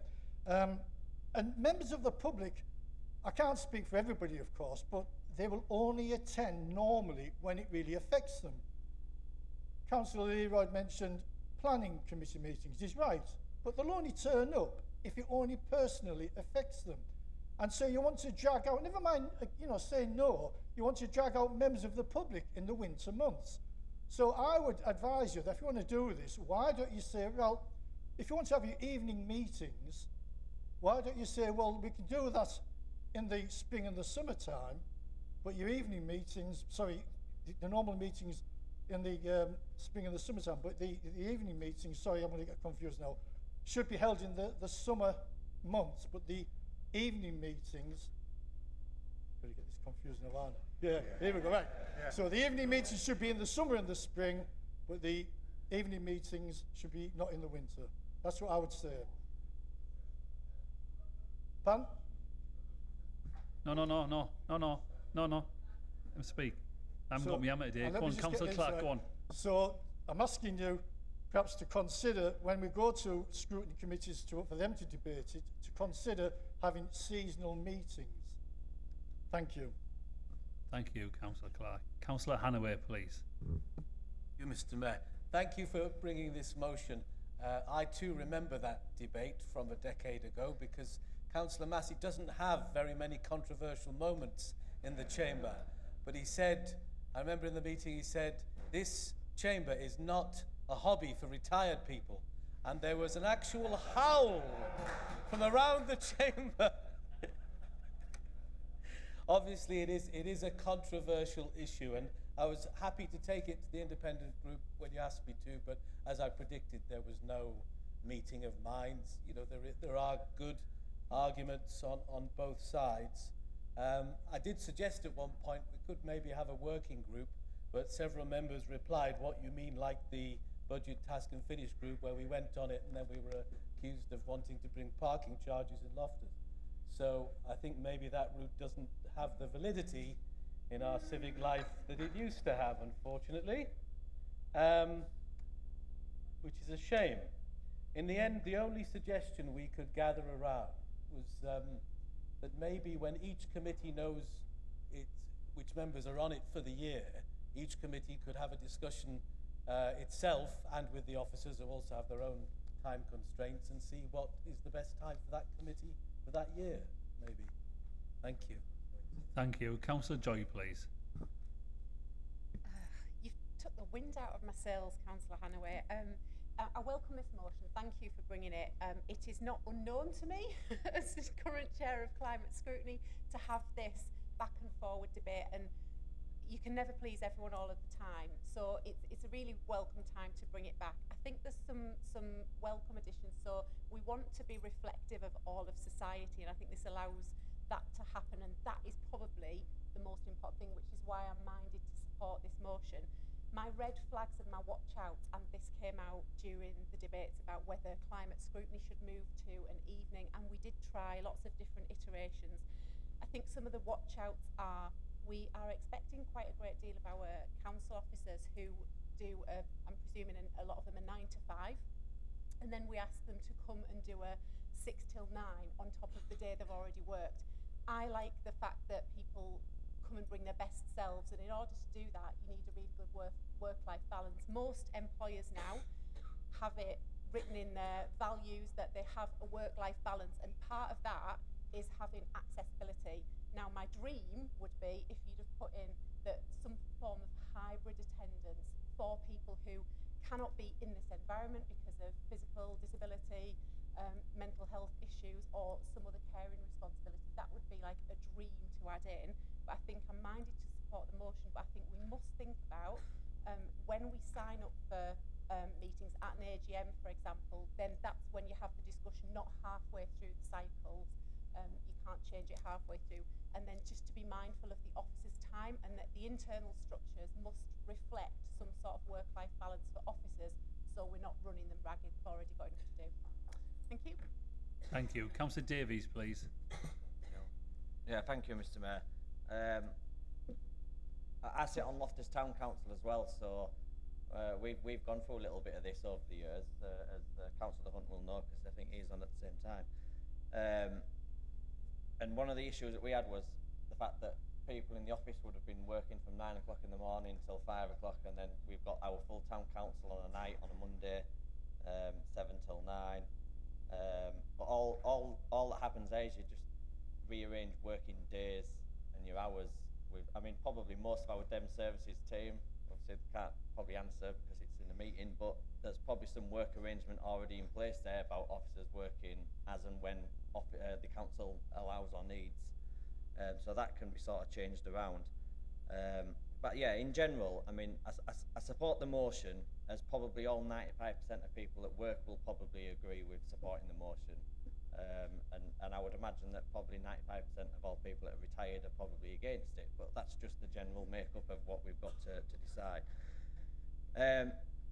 I think I was having a chat with the chair of my scrutiny committee, who doesn't seem to be here, but was here earlier on today, in relation to times and meetings and stuff. And I think there's a whole raft of different things that can be discussed. For example, morning meetings seem to be at 10 o'clock. Well, for most people, half the morning's already over with. You know, we get our kids to school usually for about 8:30 these days on a morning. What's wrong with having meetings starting at 9 o'clock in the morning, and it gives people that do work the chance to go to work on an afternoon and get some work done. Unlike Councillor Grogan, I'm self-employed, which means I can free myself up, but generally things go terribly wrong, which means I've then got to go and deal with it, and it would appear that sometimes council meetings take a bit of a back seat. So yeah, I think there's a lot of talk for us to maybe do on this, but I agree with the sentiment that, you know, we want to be getting this in motion before an AGM, really, rather than getting into a couple of meetings before doing any changes. But then legally, I also wanted to ask the question on, once we've got the AGM out the way and we set the meeting schedule for the year, is there scope to change it, or do we have to have a line in for that at the AGM if we're going to make any alterations to times of meetings?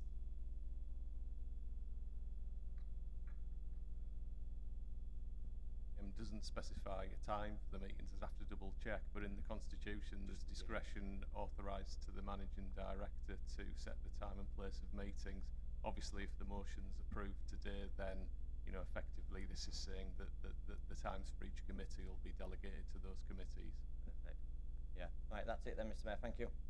Thank you. Councillor Thompson, please. Thank you, Mr. Mayor.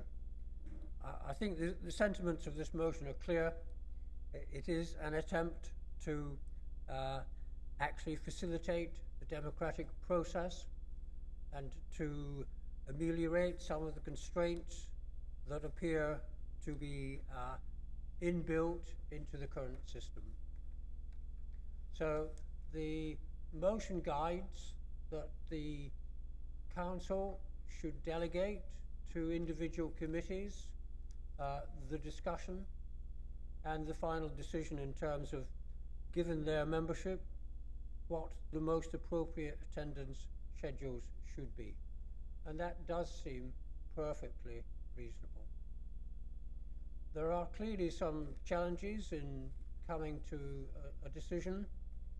It has been reminded to all of us about past times when perhaps the industrial landscape was different.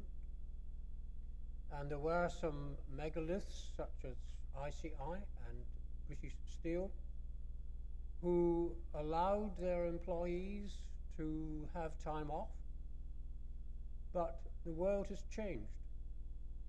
And the majority of employees now work for very small companies.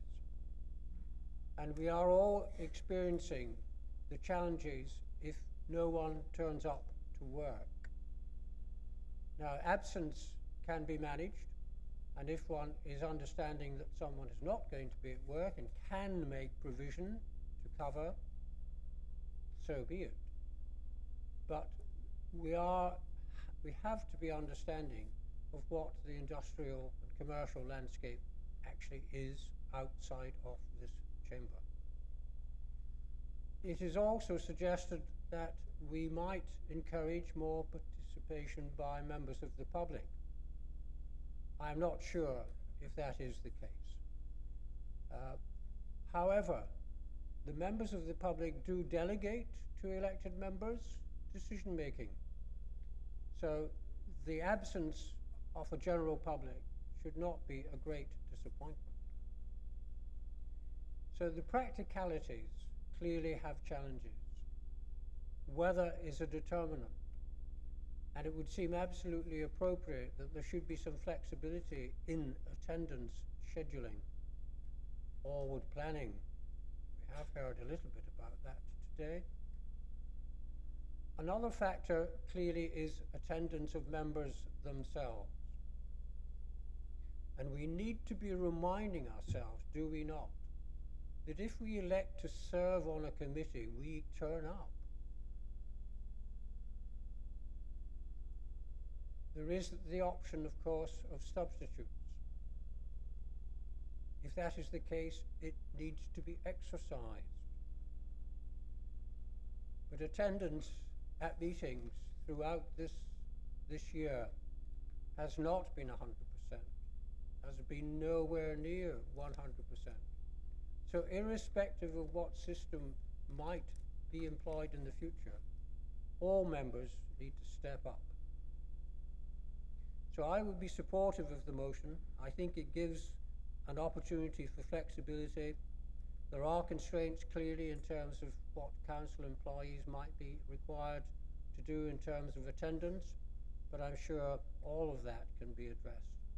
And inherent in the motion narrative is that guidance be given by the monitoring officer, with democratic services having input into discussions. And I'm sure that will help to leaven the discussions when they occur.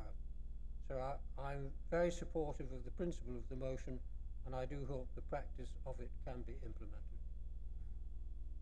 Thank you. Councillor Sullivan, please. Thanks, Mr. Mayor. I got involved with politics because I'm a shift worker and I had the time through the week. And I thought, what a good way to try and utilise that time rather than just sit and watch Netflix as I used to. But, yeah. But I do, even myself as a shift worker, I do find that the majority of my work, probably 2/3 of it, is through normal, what we would class as normal working hours.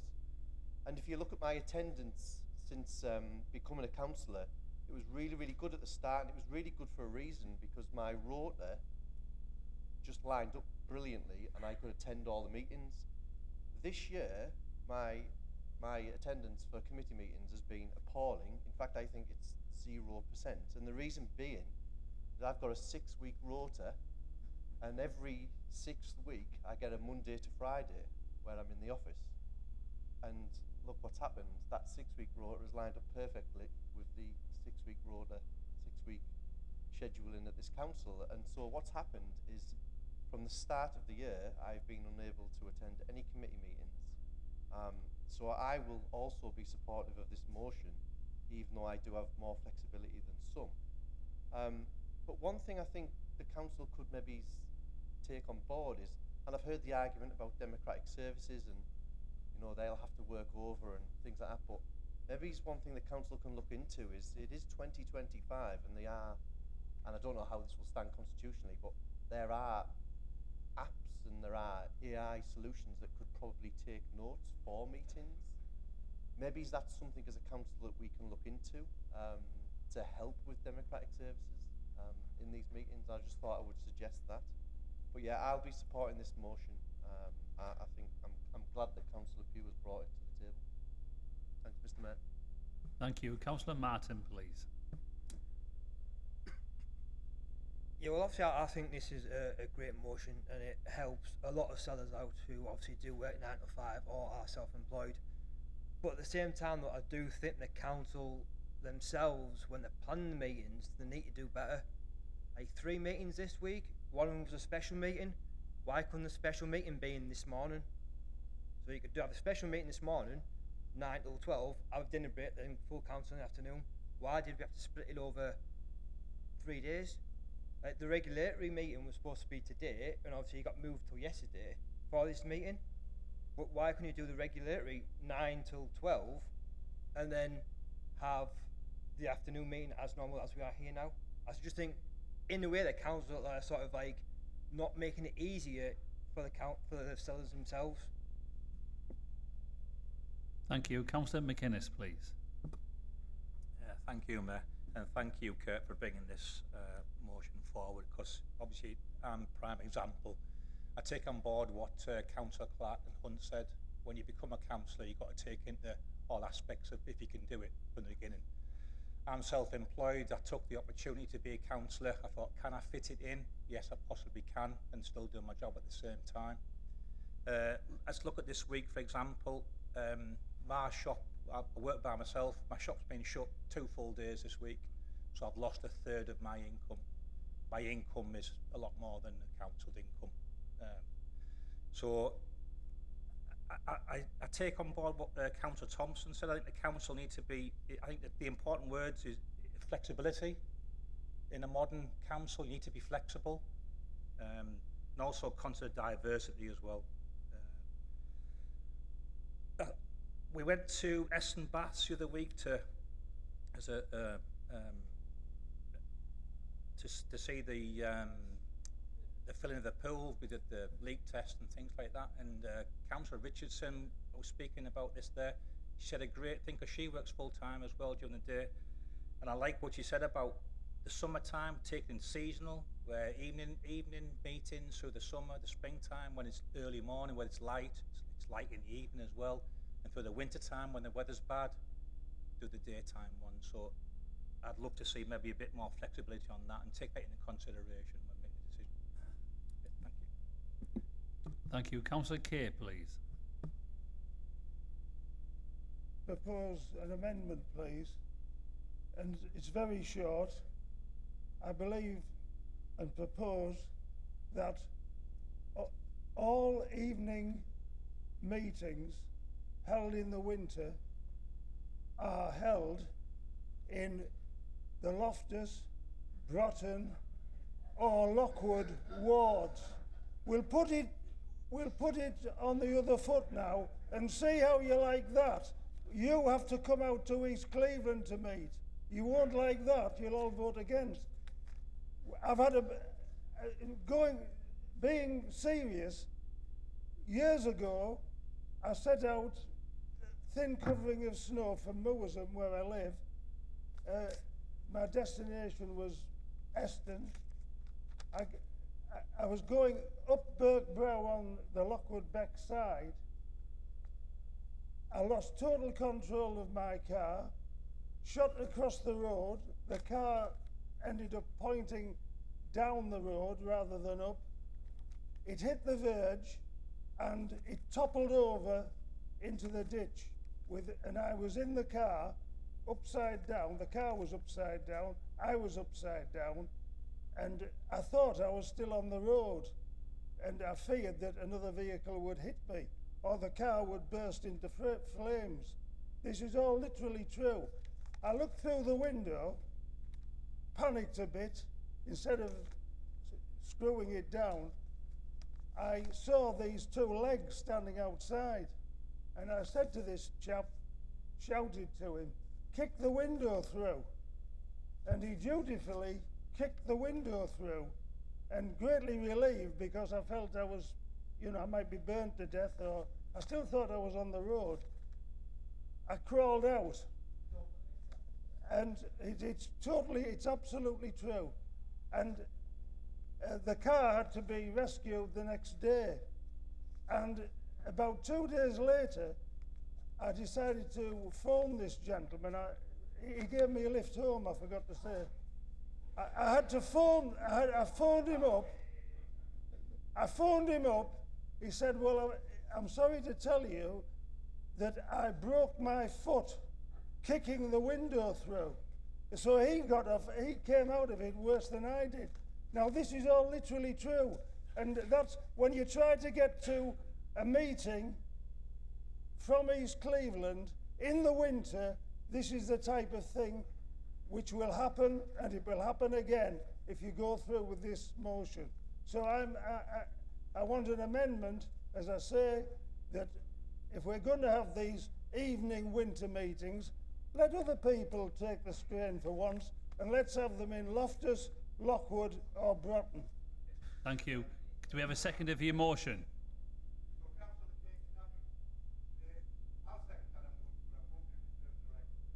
Okay, doc. Councillor Kay, can you clarify the wording on the motion, please? The amendment.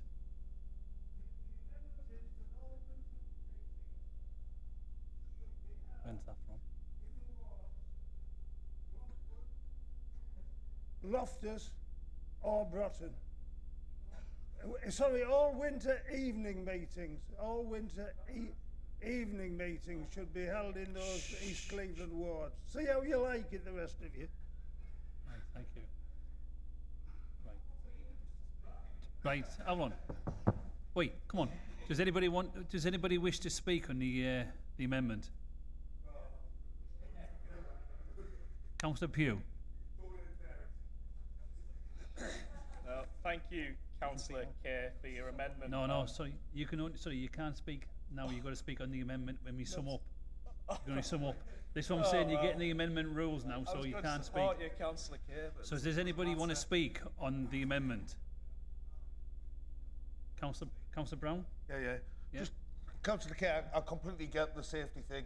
It's brutal out there in the middle of the winter, but I think there was already a consensus to have winter during the day and summer on evening. So I think that's already been ironed out, and again, that goes to the chairs anyway, doesn't it? I'm sure that's something they'll iron out on the committee, Steve, rather than...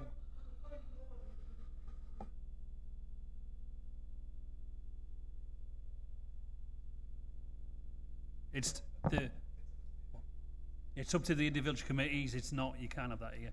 So do any more want to speak on the amendment? Yes. How Councillor Kay proposes for those of us who live in less wintry climates, and I'm not one of them because I live above the snow line at Top Ormsby Bank, and Carol lives further along. How are we going to get back from up there in the hills? Yeah, you'll have to wait and see what I speak about on the main motion. Yeah, how are we going to get back? That's the problem.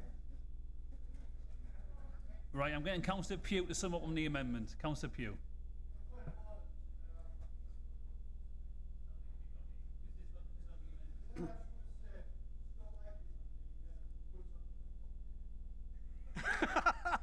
Well, that's why everyone needs to have a bit of order and let people speak and don't this is an important thing. It's been proposed and seconded and it's been debated.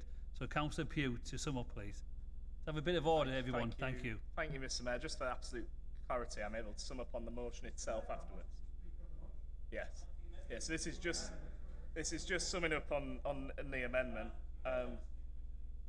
This is just summing up on the amendment. So I thank Councillor Kay for the proposal.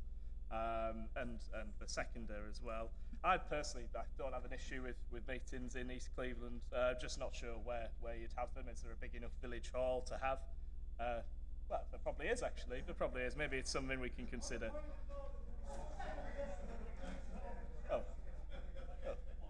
Well, I've also been rammed off the road on Burtbrow, actually. I have my own story about that. I went to Mansfield away in 2021. Well, I'm just, Oh, come on. I'm happy for committees to choose to meet in the day or the night. That's absolutely fine.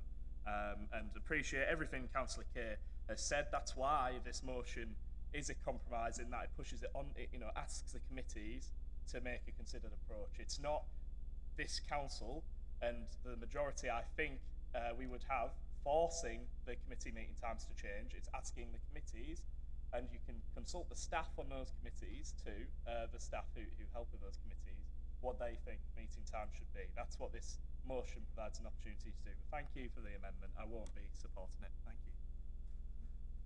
Right, so we're going to put the vote for the amendment to the floor. All those in favour in Councillor Kay's amendment, please show. There's a few more going up. 7. All those against?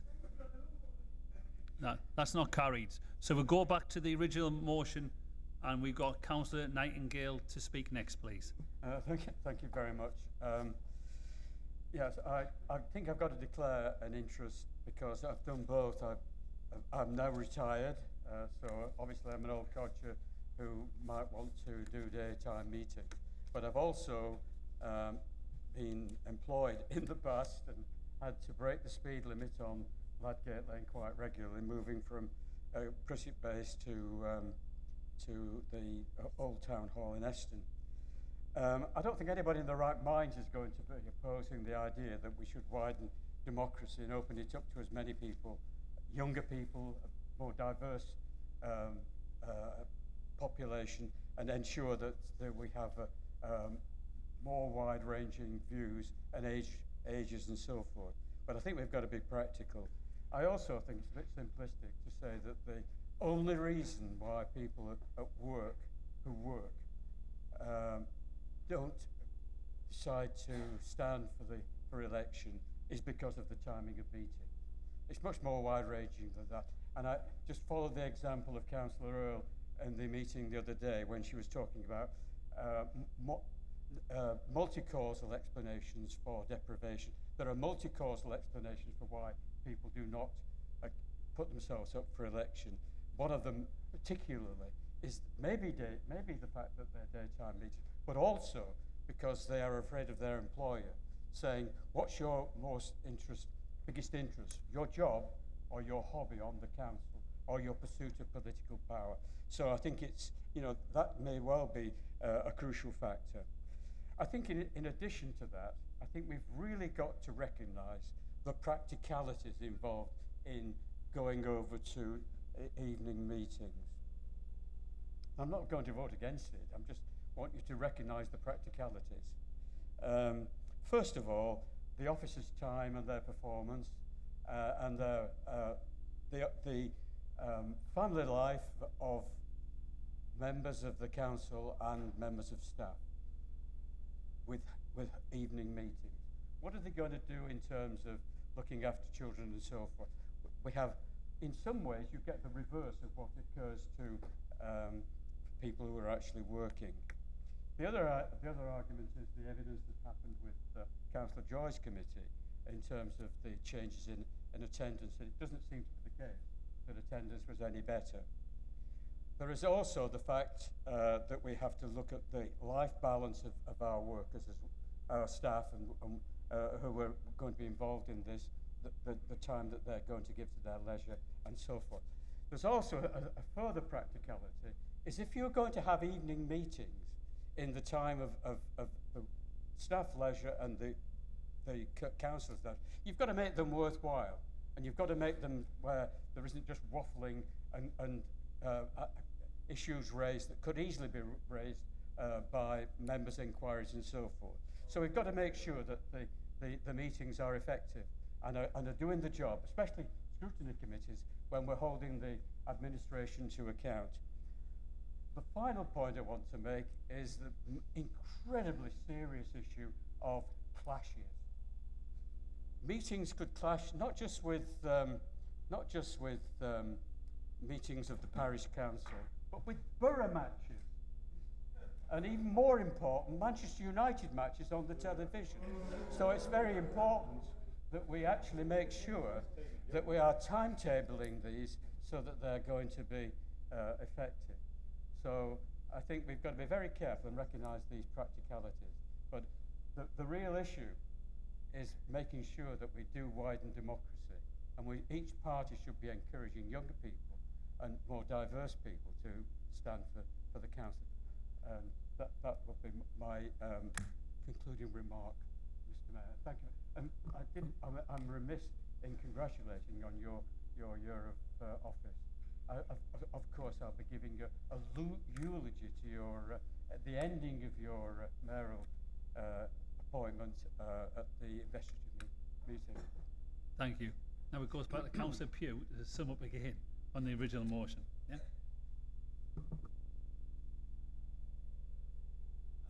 Thank you, Mr. Mayor, and I hope members can appreciate that quite a lot has gone on since the first comments were made, but I've noted down what everyone had to say, and I'll go through the list. So, Councillor Massey, thank you very much for your contribution. You're right, it was a compromise, essentially, this motion, and thank you for recognising that.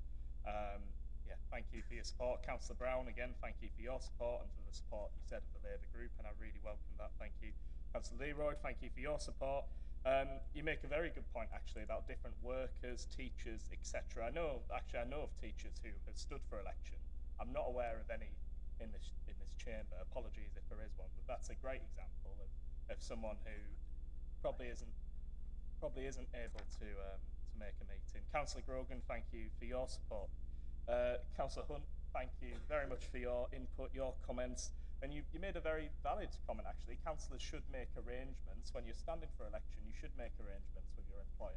And I think just about everyone who works full-time has some of those arrangements. But I'll give a personal example. In my case, there's a meeting, there's this meeting this Thursday, a meeting next Thursday. I accept this isn't often. I accept this only comes around once a year in terms of so many full councils being together.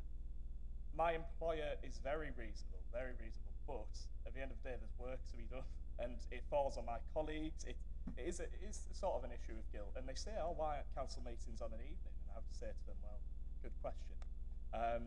And also, people's employment arrangements can change. I know mine have actually since I was elected, so it is difficult. Councillor Clark, you cited government advice on taking time off for public duties. You're right to cite that advice. It's what I cited to my current employer when I first started, and they do have to allow reasonable time off for work. There is a vagueness in that reasonable time off for work. So reasonable time off for work, how many full councils do we have? I think it's 10, 11 a year.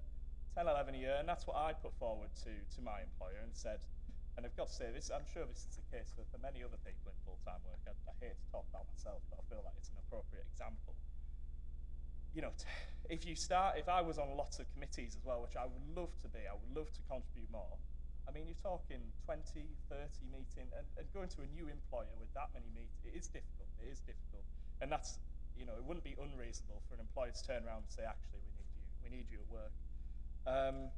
And of course, the key thing of this is it's up to each committee actually to decide. I think you raised daytime and evening meetings. Well, actually, this motion ensures that committees will make that decision. We're not forcing this decision on anyone. In terms of this issue coming up again, I believe when Councillor Massey raised it, I was 14 years old, so I think that demonstrates that it was raised a little while ago. Just making fun. Councillor Hannaway, thank you for your contribution. I think you made a good point about committees and staff, and again, that can be a discussion, I think, that can be had in the committees. Councillor Joy, I hope you can support the motion. You made a good point about council officers working long hours and sort of work-life balance, and I really hope, and I'm sure from a few of the conversations I've had with various officers and stuff, that arrangements can be made for council officers to have time off in lieu for the meetings, if they've done an evening meeting. And again, it's up to the committees, and I hope that committees actually ask the officers there, what do you think? I think you brought up hybrid meetings as well, and that's definitely something I think the council should look at. Possibly not today. Let's take this step forward today, but you made a very good point, and we can hopefully do that further down the line. Councillor Davies made a very valid point about burnout. If people have already worked all day and now we're expecting them to come to a council meeting, I mean, people are going to be very tired. A valid point to make, and there's pros and cons to this, and that is a con. But I think you're supporting the motion. If you have, thank you for that. I appreciate that. Councillor Thompson, thank you. You said delegating the decision to committees was reasonable. I agree. And we do have to be understanding of the changing sort of commercial industrial makeup of society. We had huge employers on Teesside, as you referenced, British Steel and so on in the past, where maybe it wasn't such a big issue, but actually increasingly we have smaller and smaller businesses that people work for, and actually just missing an afternoon of work is really it's very difficult on the business. What else? Yeah, just thank you for your words on the motion, and thank you for your support. Councillor Selvin, thank you, and well done on finding a replacement for Netflix. I don't know if this is more exciting or less, but thank you very much. Councillor Stephen Martin, thank you for your support. Councillor McInnes, thanks for your support and your input and your example of you running a local business. Councillor Kay, I think we sort of addressed this in the amendment, and I do appreciate everything you said. Again, and I know I've said it a few times now, I'm repeating myself, but it is up for committees to choose between day and night, and I actually hope that committees will look at perhaps having not moving meetings in winter to an evening, because that might not be appropriate. Councillor Nightingale, thank you for your input, and I accept the point on the wide-ranging reasons people don't stand for election. You're quite right. This isn't the only reason people don't stand for election. I'm sure there's lots. Points about practicalities, all very valid, and this is a discussion we'll have to have in relation to the staffing of the council, staffing of these meetings and so on. And you made a very good point about Middlesbrough Football Club, but hopefully we won't have too many meetings on a Tuesday night through the winter. Thank you. Thank you very much. Thank you very much, Councillor Pugh. By putting motion 2 to the vote, all those in favour?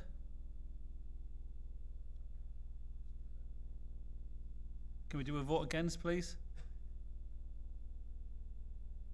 That's carried. Thank you. I'm going to have a 10-minute comfort break. Be back at 4:30, please. Thank you.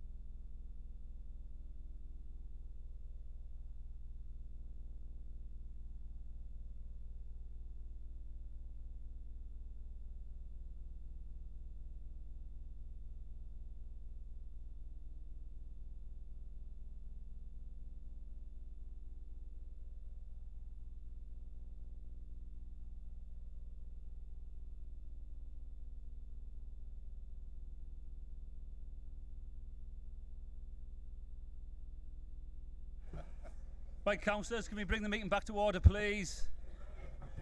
Thank you. It's 4:30. You give you 10 minutes, you want 15. I know it's like. Right then, moving on to number 11. Councillor Fairley to replace Councillor Neil on the regulatory committee. Is that agreed? Yeah. Yep, brilliant.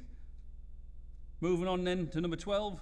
Questions. Question 1, Councillor Kerr to Councillor Suthers, Cabinet Member for Children.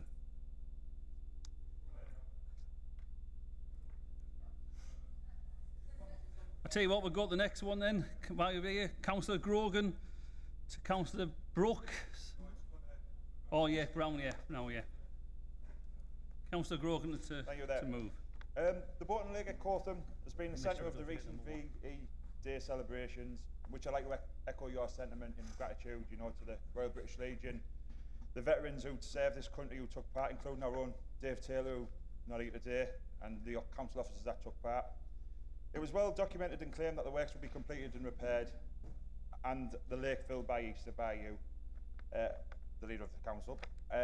But that date passed, so we know what we're in the lake. Can you please give us an update? Councillor Brown. Boating Lake.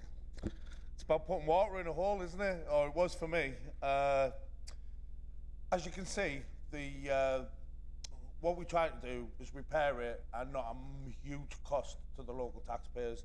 The drench tests thereafter, we can see how fast the last drench test went. Mind you, randomly the water held until it got dark, and then overnight it seemed to vanish, which puzzled me and did lead me to think, was there other factors at play, like somebody had messed with the sluice gate? So what we've done, I've bit the bullet. I've put a budget there. I can't give the budget today because we don't know the extent of it, but you will have seen there's some boreholes and stuff, because it's now thought there might be a void under there. So we've employed a surveyor, like a proper surveyor, who's surveying it now, doing a topographical assessment of the entire place. My argument with officers is that it was just putting water in a hole, and they've pushed back and said, look, we've tried to do it what you said, in-house, minimum cost to the local taxpayer. I did put my name to it being done by Easter, and to be fair to the officers, there was repairs done, there was an in-house, as much in-house as we possibly could to keep the cost down, but it just appears it's 100 years old, that we've got to identify the root cause of the water going so fast, to ensure that it's there for another 100 years for me, and others calls to turn it into all sorts, from a skate park to ice rinks. Everyone's got weird and wonderful ideas, but it's part of our heritage. It's one of the few remaining things left from the history of the town for me. So we are allocating some money towards some proper money. It's getting surveyed. As soon as the results of the survey comes back, then I'll be able to give a proper full update to all members, just on terms of the time scale, but be left under no illusions. Before I went on holiday, there was pens thrown at blackboard, whiteboards and things out of frustration. I'm as frustrated as the people out there. Obviously, it reflects on me. I said it was going to be repaired by Easter, but it is going to get done properly, and there'll be a whole new pump house and everything. We are trying to get it done by summer, a fill for summer, but again, it just depends on what comes back of the topographical survey. So as soon as I know that, which will be probably next week because I've been there last week and this week, I'll update members fully via email. Thank you. Do you have a second one? Councillor Grove. Alec, thank you for your update.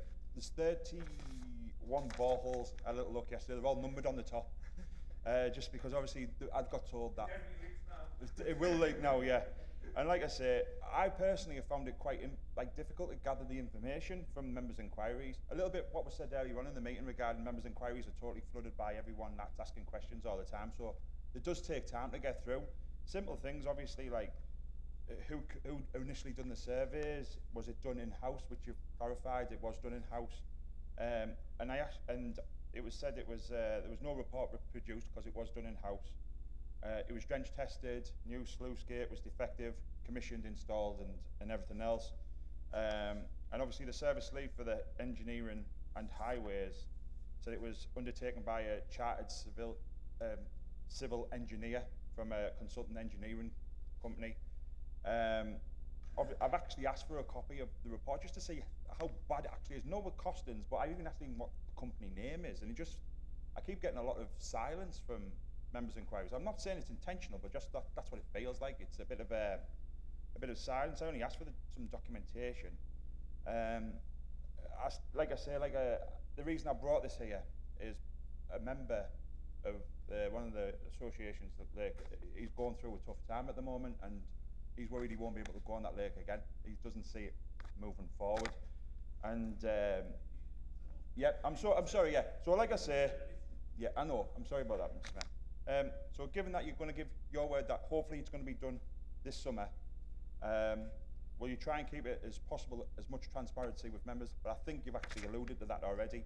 So there's not really much more. It's not really a question. You've answered a lot of it, but I just wanted to make you know that's part and parcel why I brought this to you again. Can I come back just quickly? To members' inquiries, to be fair, it's been such an enigma of why is the water going. I mean, it's leaked for over a decade, and it's just been topped up and topped up and topped up, and then the pump house went, so they couldn't just do that constant. So essentially, it's been broke for a decade. And what we did when we cleaned it out, obviously, we cleaned all the silt out, which was acting as a bit of a plug. But we needed all that silt to go to be able to see. So in defence of members' inquiries, there's no sort of cover up or anything like that. It's just such a fluid situation, and that you know we try to do it in house. We thought we'd got sort of the core issues, but I'd just ask the council to come straight to me for any updates, and I will update the council fully once we get the results back from the topographical survey. It's not a new word. I was in a spelling test when I was 10. Thank you. I'm going to go back to question 1. Officially, I'm not supposed to give you that opportunity because you weren't here, but I am going to make that decision as soon as my last meeting, all right? So your questions, Councillor Kate and Councillor Suthers. Thank you, Mr. Mayor. That's very kind of you. Councillor Suthers, the cost of children in care, a major risk for the council. Tremendous amount of work underway in the transformation plan, and that is to be commended. Not an awful lot of reference to how we are working in the region with our partners. No mention of market shaping, a term that we have heard once or twice over the last year. So could you please tell me how we are working in the region and using our what must be significant purchasing power if we are working together to push back against the private sector? Thanks. Councillor Suthers. Okay, right, I've got a long answer I'm going to read to you, and we'll send you a copy of as well, because as you know, children's service is full of acronyms and so on and so forth, so excuse me if I get those. A governance process has been established in the region to oversee the work required to develop regional care cooperatives, RCCs.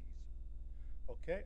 The requirement to develop RCCs is set out in the Children's Wellbeing and Schools Bill, and the DFE are supporting areas to explore models. There are 2 pathfinders for RCCs, Greater Manchester and the East of England. The pathfinders are trailing different approaches. A regional session is planned for the 13th of June for directors to hear from the pathfinders and to develop a high-level plan for the development of regional care cooperatives. In the North East, we've established a North East Complex Needs Board, which is chaired, that's probably going to be an NECNB, yeah, which is chaired by Durham Council Director of Children's Services. Redcar and Cleveland's DCS, or that's the Director of Children's Services, Danielle, attends this meeting.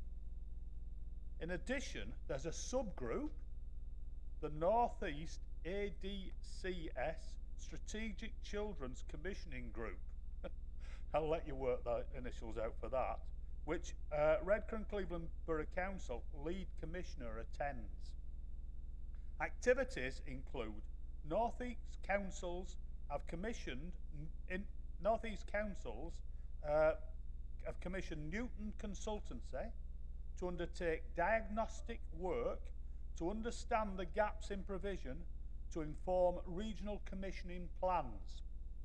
A regional report has been produced alongside a report for each council. So the RD, Redcar and Cleveland Borough Council, DCS, and the Director of Finance met with Newton colleagues in April for them to present their findings. A draft regional sufficiency position statement has been agreed across North East councils. It's a draft regional sufficiency position. The intention is to share this with providers to enable North East councils to have shared conversations. An engagement session for providers is planned next month to raise awareness of changing national and local context with clear, consistent messaging, share Newton's analysis headlines and what this means for the North East, open up a different conversation with providers across the region about how we can work together to create the homes our children and young people need. Set the scene for a future and true collaboration towards improved sufficiency. Identify challenges and barriers and how local authorities can improve support for providers. Identify provider appetite for working differently and potential expansion. Nearly finished. Working with health colleagues at the ICB, Integrated Care Board, to develop shared teams to support children and young people with trauma who may be at risk of entering care. I'm going to send you a copy of that. Okay. So there are things happening soon. Thank you. Do you have a second question? I wish I'd never asked. Yeah, Bill, I'll need to have that in writing, please. Thank you. But it does sound like it's all in the future, yeah? It sounds like it's a little bit off yet, even though we have been talking about it for the last year or two on the committees that I have been on. It still sounds like it's a way off, yeah? Is that a Do you fair want to come question? back in, Councillor? It's not that far off, you know, but it's very soon, isn't it? You know, the next few months and so on. But I mean, I'm getting a bit concerned. I mean, we agree on so much. You know, this is the second time this week we've agreed on things.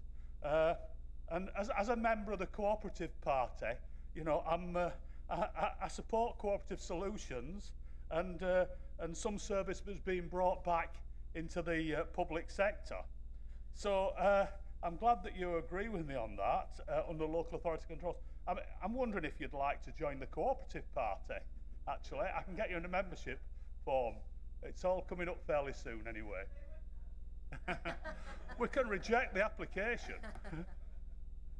Thank you. Question 3, Councillor Simon to Councillor Brown, Leader of the Council. Thank you, Mr. Mayor. Before I ask my question, I just want to thank you for reminding me about the Jaeger bomb incident. I was wondering where all the money from that evening went. I'm rather skint this month, so if I did offer anyone else one, an invoice will be in your email at the end of the month.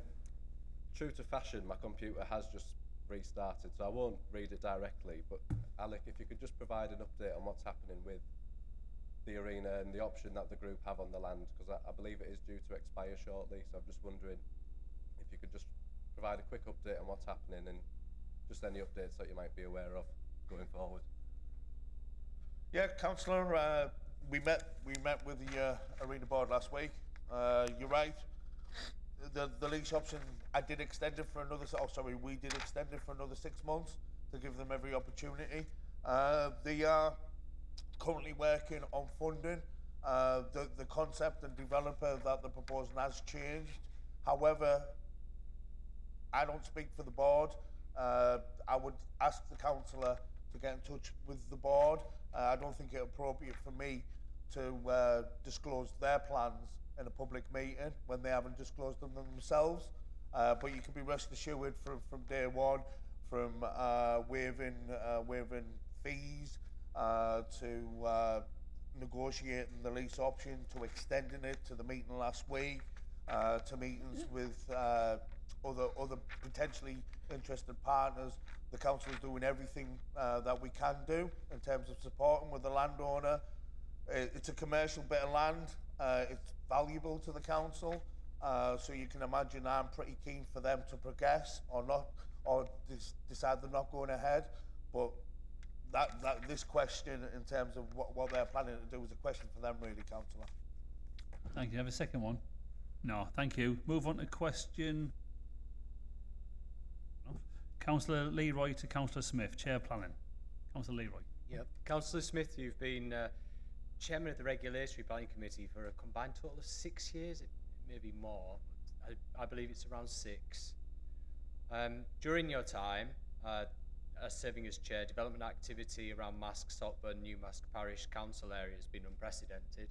You're obviously a councillor in Saltburn, I'm a councillor in Mask, and you're also a councillor on the Parish Council there. As part of the development, please can you outline the specific developer concessions or application improvements you have specifically caused so as to improve life for Mask, Saltburn, Newmask residents, new and existing, so many will be new over the next few years. I've given some examples there, but I'd just be interested to hear your contributions. Thank you. Thank you. Councillor Smith, please. Councillor Leroy, thank you for your questions. I don't think you'll be surprised to hear that it's not. Have you got a second one, Councillor Leroy? I do. So it's also on planning, if you'll allow this. So there was a hazardous waste. As long as it's relevant to this question. You want it on? So a new mask. So your question originally was, regarding what improvements are being made to Mask, Saltburn, New Mask residents. Okay, I'll keep it on that point then, rather than go into the strange changing of planning documents. So, Councillor Smith, you mentioned there that there haven't been any improvements. Do you see an opportunity in your position as Chair, and when these applications are coming through, to negotiate with developers for better deals over the course of the 2-year period?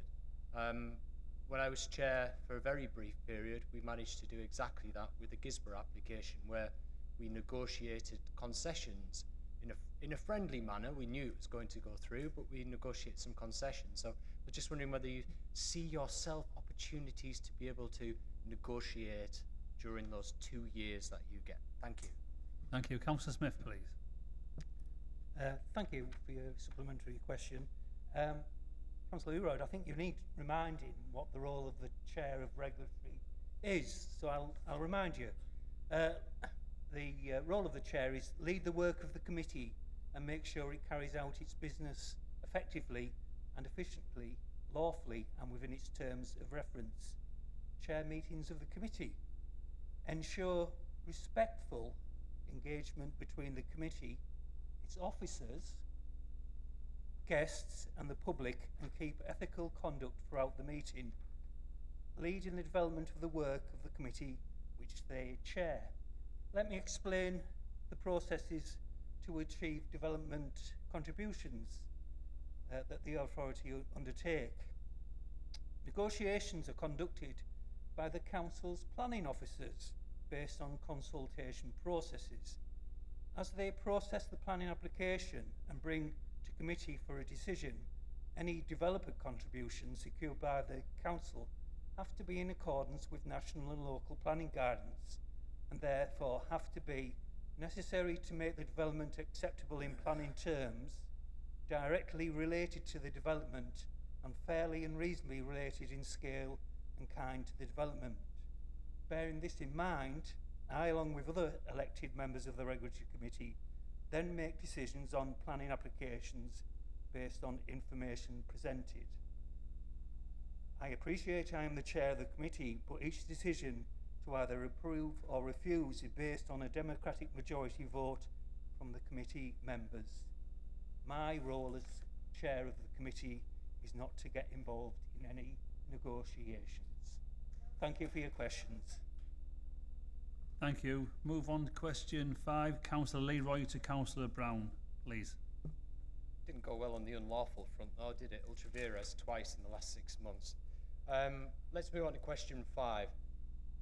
As council leader, this is a friendly question, Councillor Brown. I'm just wanting to understand the nature of these boards because we don't get to see them, and then just what sort of input you've had on the STDC and TBCA and what you've been able to negotiate. So it's a friendly question just to understand more. Thank you. Councillor Brown. You're a very friendly answer, Tristan. It's a timely question because I know this has been brought up in resources as well. I think for my next 2 years and whoever's leader after me should have some kind of quarterly reporting system on the full council agenda or a 6-monthly one. I don't know if that's something we can facilitate as part of the reporting system. I don't think that would probably be appropriate. You can look into it. Right, okay. It's been a colourful 2 years from recommendations to, I mean, I'll give you a little bit of a synopsis of some of the money and financial, but all these are on YouTube now and recorded as well, so you can actually watch them and see the interventions. Just recently, I know the TVCA wanted to stop public questions, which I thought was a horrendous thing to do, and I moved in an amendment, an motion that got carried by the TVCA to keep public questions, but that's just in terms of scrutiny. In terms of value added to Redcar and Cleveland, it's just a few examples. Transport through the City Regional Sustainable Transport Settlement, yearly allocation of £3.4 million for council highway maintenance, £616,000 for additional council highway maintenance funding, up to £1 million of additional council highway funding in 25-26, cycle and bus improvements to the value of £11 million, adult education funding of the academic years of a total of £2.2 million, business growth through the Prosperity Shared Fund, whether you agree with it or not, and how that was spent, business in Redcar and Cleveland will very much benefit from a thriving airport. Through the STDC board, ongoing land remediation, site assembly, supporting the mayor in attracting, trying to attract jobs, like meeting with British Steel, for instance, and many other people that I've met with. But I can, and I think it's only appropriate that I do have a report that comes to full council, because this is just like a quick snapshot of what I would consider my interventions and bringing value to the borough. Tristan. Do you have a second one, Councillor Leroy? Thank you very much. Yeah, that would be most welcome to get a report of that nature, just to understand it better. With the council, when we first served, myself and the mayor and a few others, we had just one council, where now a lot of the responsibilities have been taken away, and we don't really get view of the other responsibilities, such as the transport that you're talking about there. So we're interested to see that. Just in terms of the STDC board, I understand that the structure is that when you can't attend, and we've been through the various reasons people can't attend, especially when they're working, when you can't attend, that particular board becomes then inquirate as a result. So I was just wondering, just in terms of the scrutiny, I understand why that's been done to improve scrutiny, especially because you're in opposition party to the mayor. But what would you consider could be done to make that structure a bit more sound? Because it's very much reliant on you at the moment. Yeah, thank you. Well, hopefully in a couple of months, weeks, I'll be able to answer that in a lot more depth, because I will be applying for the position of chair. It is a mayoral appointment, and I've got a meeting with the mayor next week to discuss that. But yeah, the quorum thing is an issue, but we did increase membership. So there's people like Councillor Morgan and Councillor Kerr now on there as well. But I certainly, if elected as chair, I will be looking at that very thing. Thank you. Question 6, Councillor Leroy to Councillor Earl, please. Councillor Leroy. Yeah, in completely different vein. So I was away with work recently, and one of the purchases is a book called Alcoholismus, and it was by Gerard Krauss. It was certainly a select read. So he was a German psychologist who specialised in the disease, and it really opened my eyes to alcoholism. I was moved by the effect that alcoholism has on families in particular. In the book, it also described how women are more susceptible to alcoholism because their conversion takes place over a shorter period of time, around 8 years, with sustained drinking, 2 to 4 years shorter than with men. So I was just wondering whether Councillor Earl would be able to provide a summary of the support services that are available on this important issue of alcoholism and to families affected by alcoholism, including those services that are specifically aimed at the needs of women, if such services exist. Thank you. Thank you. Councillor Earl, please. Thank you very much for your question. It's a very serious question, and the Council takes the issue of substance misuse, which includes alcohol dependency, very seriously. Alcohol dependency is just one of multiple factors that may affect an individual or family. And in April 2022, the Council established the Thrive Partnership, which is an integrated drug, alcohol and domestic abuse service, and it's made up of key delivery partners and members of Redcar and Cleveland Borough Council. So the Thrive Partnership leads the response to alcohol misuse, with the main delivery provider being With You. The Council also has many other support projects, such as the government-funded Changing Futures programme, where key workers support adults with complex needs, which can include alcohol dependency. And in addition, today we had an open day at the new inpatient drug and alcohol rehab facility in Broughton. And I'd just like to pause and say very many thanks to the Broughton councillors for their unflagging support for that venture, which I believe will be a tremendous success. So there is a very wide range of individual services and interventions within the borough to support those struggling with alcohol dependency. And part of the offer is tailored specifically for women. It includes outreach services, it includes some other services that I have got a very, very long list here, and I'm happy to provide that to councillors in written form, if that's acceptable.